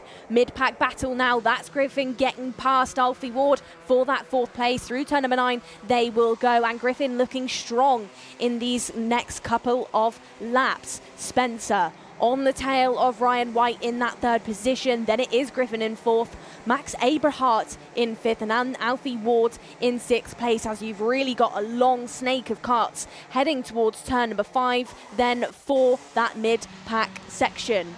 Emerson looks over his shoulder to Ryan White, who absolutely replicates what Emerson has just done, who looks behind him to Ollie Spencer. 3 karts head into that 2nd sector. All drivers trying to break away from the likes of Griffin, Aberhart and Alfie Ward in 4th, 5th and 6th. Drivers now trying to run that rumble strip to get the rev up, carry that minimum speed, as we are now in dry conditions, and everybody out there running those slick tyres. Emerson, though, in the race lead, is not looking like he's breaking away just yet. He's going to have to be patient. He's going to have to get these corners correct if he wants to shake Ryan White off his tail. He is, but he's got a good amount of experience at this level. There'll be a bit of race management for everybody to deal with at this stage. A quick reminder as well, the intermediate points for a race win, 0. 2 for second place, 3 for third. So as things stand, Ryan White would still be on pole position for the super heats tomorrow, virtue of a first and a second in this race. That would be 2 points. It's a 1 point advantage over your race leader in this second heat for Emerson McAndrew-Wren, but that may change the scenario because Spencer down the inside takes second place away from White.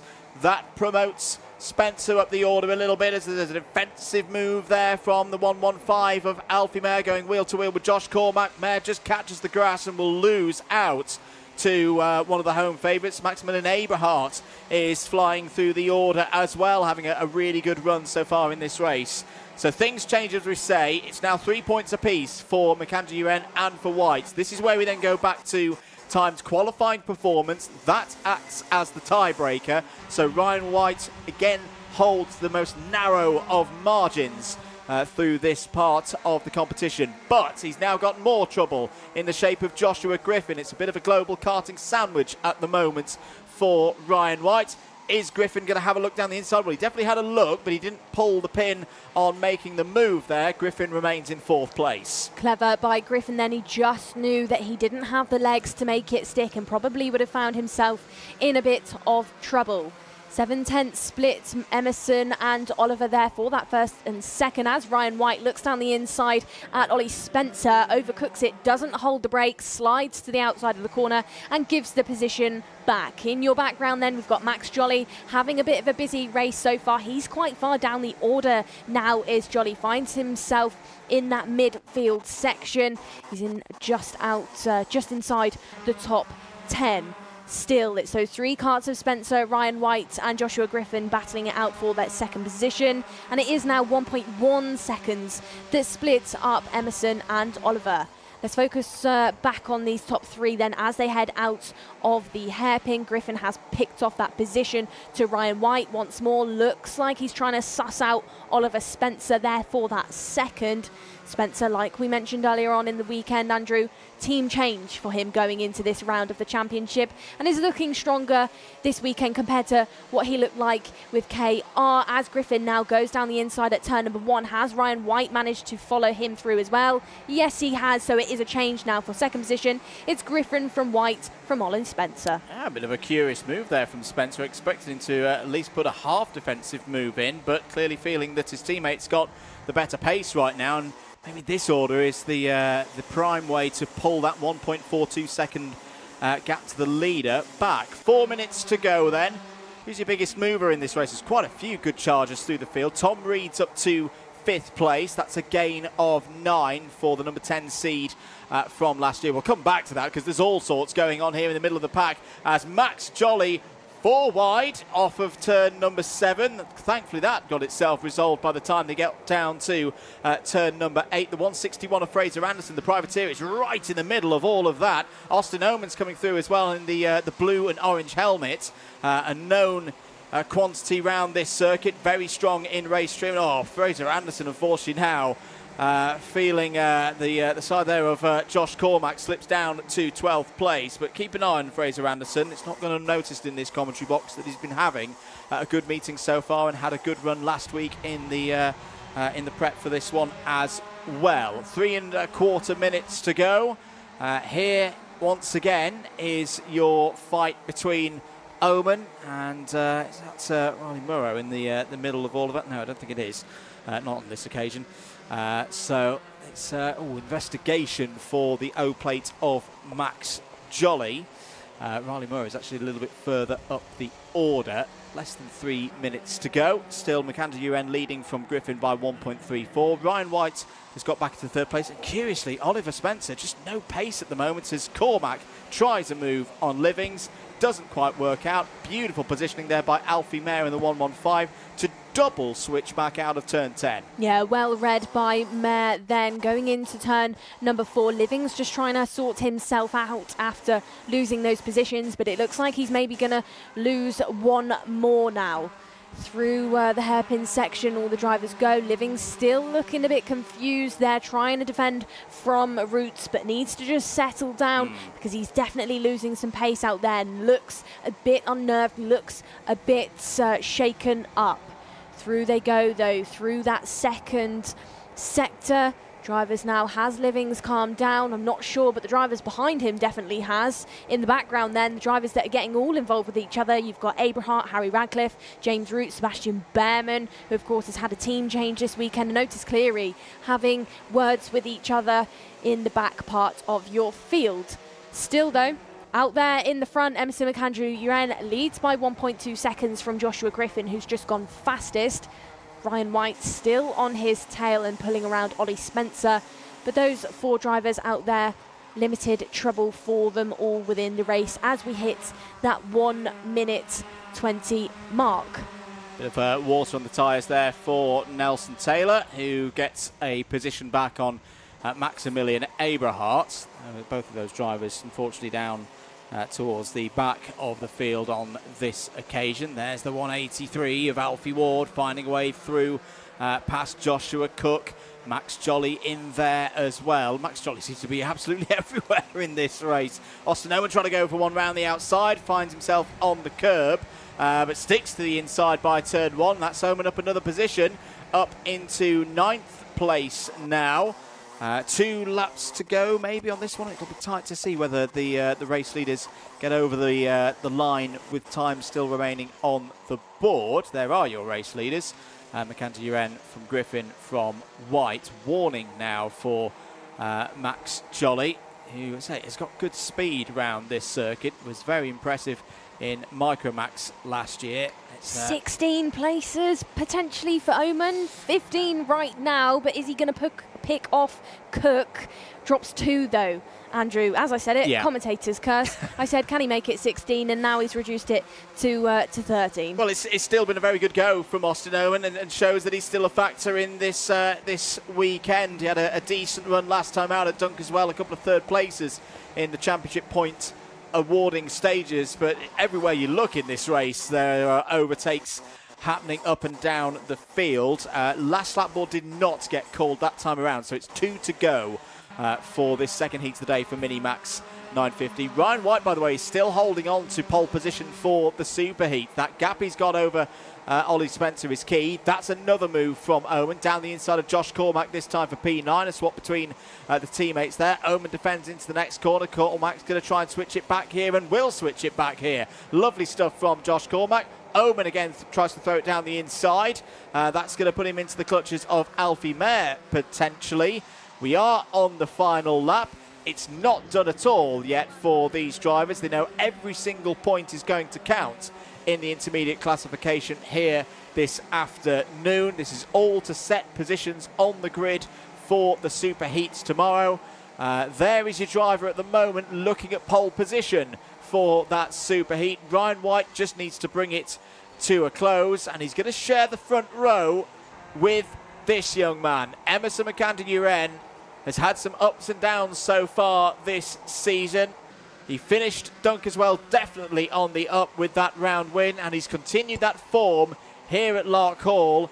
It's not P1, but P2 will do for one of the championship contenders.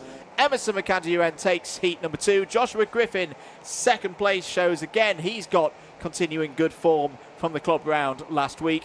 White will be on pole for the super heat tomorrow with that 3rd place. Oliver Spencer, solid points, P4.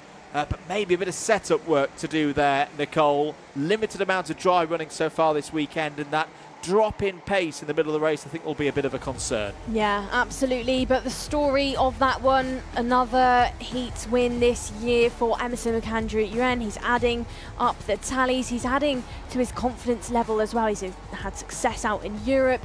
He's had success in the UK and within this championship. He was your winner at Dunk as well, and he's looking like he could be on the charge this weekend. But of course, he's got the likes of Joshua Griffin right behind him to think about, and Ryan White, who, like you said, Andrew, looks like he will be starting alongside for those super heats as we go into the remainder of the racing tomorrow.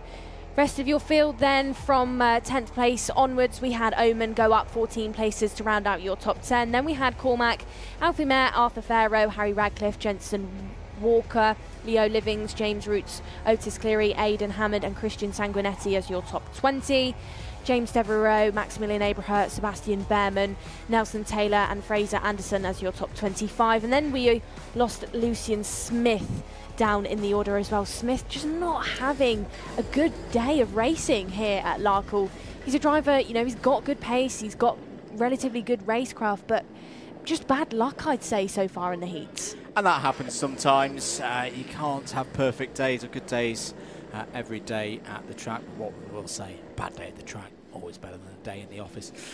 So for Lucian Smith, hopefully we'll be able to build up the results tomorrow. Everybody goes through, we should remember as well. There's no threat of a cut-off for Minimax here this weekend. So it is possible when you get to those longer races later on in the weekend, even if you've had a bad Saturday, even if you've had a bad super heat, you can still come back through. But Emerson McAndrew and Joshua Griffin having a little chat there. Two drivers who have both been to the ROTAX Grand Finals, of course. You can tell that by their attire. Let's have a look at some of the highlights then from that second heat of the day for Minimax 950. Solid start for Ryan White from pole position on the quest for a second heat victory of the day. Problems in the early stages though, Nicole, for the 191 of Nelson Taylor. Absolutely. It looked like it was going to be early problems for Emerson McAndrew who got challenged, but then he snatched that race lead from Ryan White and fixed some early on discombobulation, maybe we could call it. Ryan White got out of sorts, got overtaken by Oliver Spencer. Later on, he snatched the position back, and then this was the stage in the race where our mid-pack really got involved with each other. Leo Livings was looking a bit aggressive and frustrated out there. Joshua Cook was having to defend. Down the inside was going Pharaoh. He made a move stick early on, and then Max Jolly at one stage in the race, Jolly was sort of everywhere. Did get put under investigation, then was given a warning flag, but thus far no penalty being given to our O-plates. Emerson, though, adds to his tally once more, and it's another heat win for the driver from DHR. Quick run down the IC before we move to Micromax. So White and McAndrew both on 3 points, Griffin on 6, Reed on 12, Mayer 14, Ward 15, Cormac 16, Jolly 19, Owen 23 and Cook 24. So as things stand provisionally, those would be your first 5 rows for the superheat tomorrow. Of particular note, I will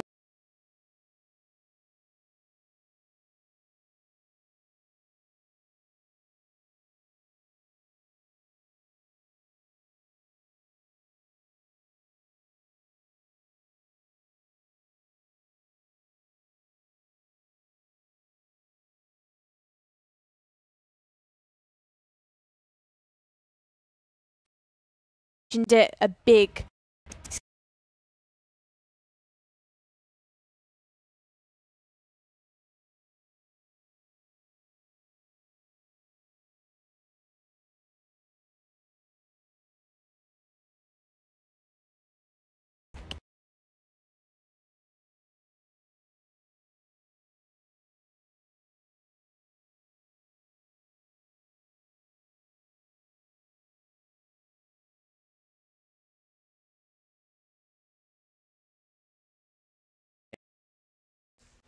of course, Micromax, as we mentioned, will be up next. Honda Cadet, their second heat later on today as well. And then those third heats of the day, second heats for the participants in them for junior ROTAX and senior ROTAX. The field as well will be back tomorrow for the super heats. If you want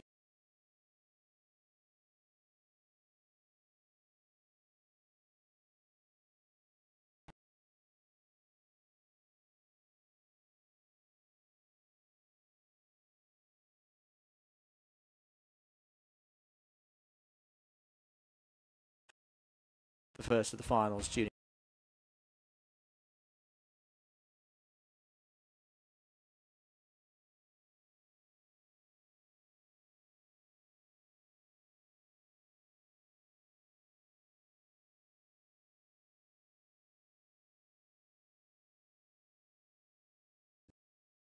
Very, very busy weekend for the team.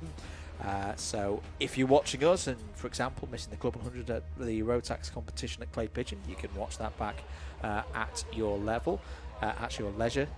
Nicole? You can also tune into social channels. We've got a lot of content going up.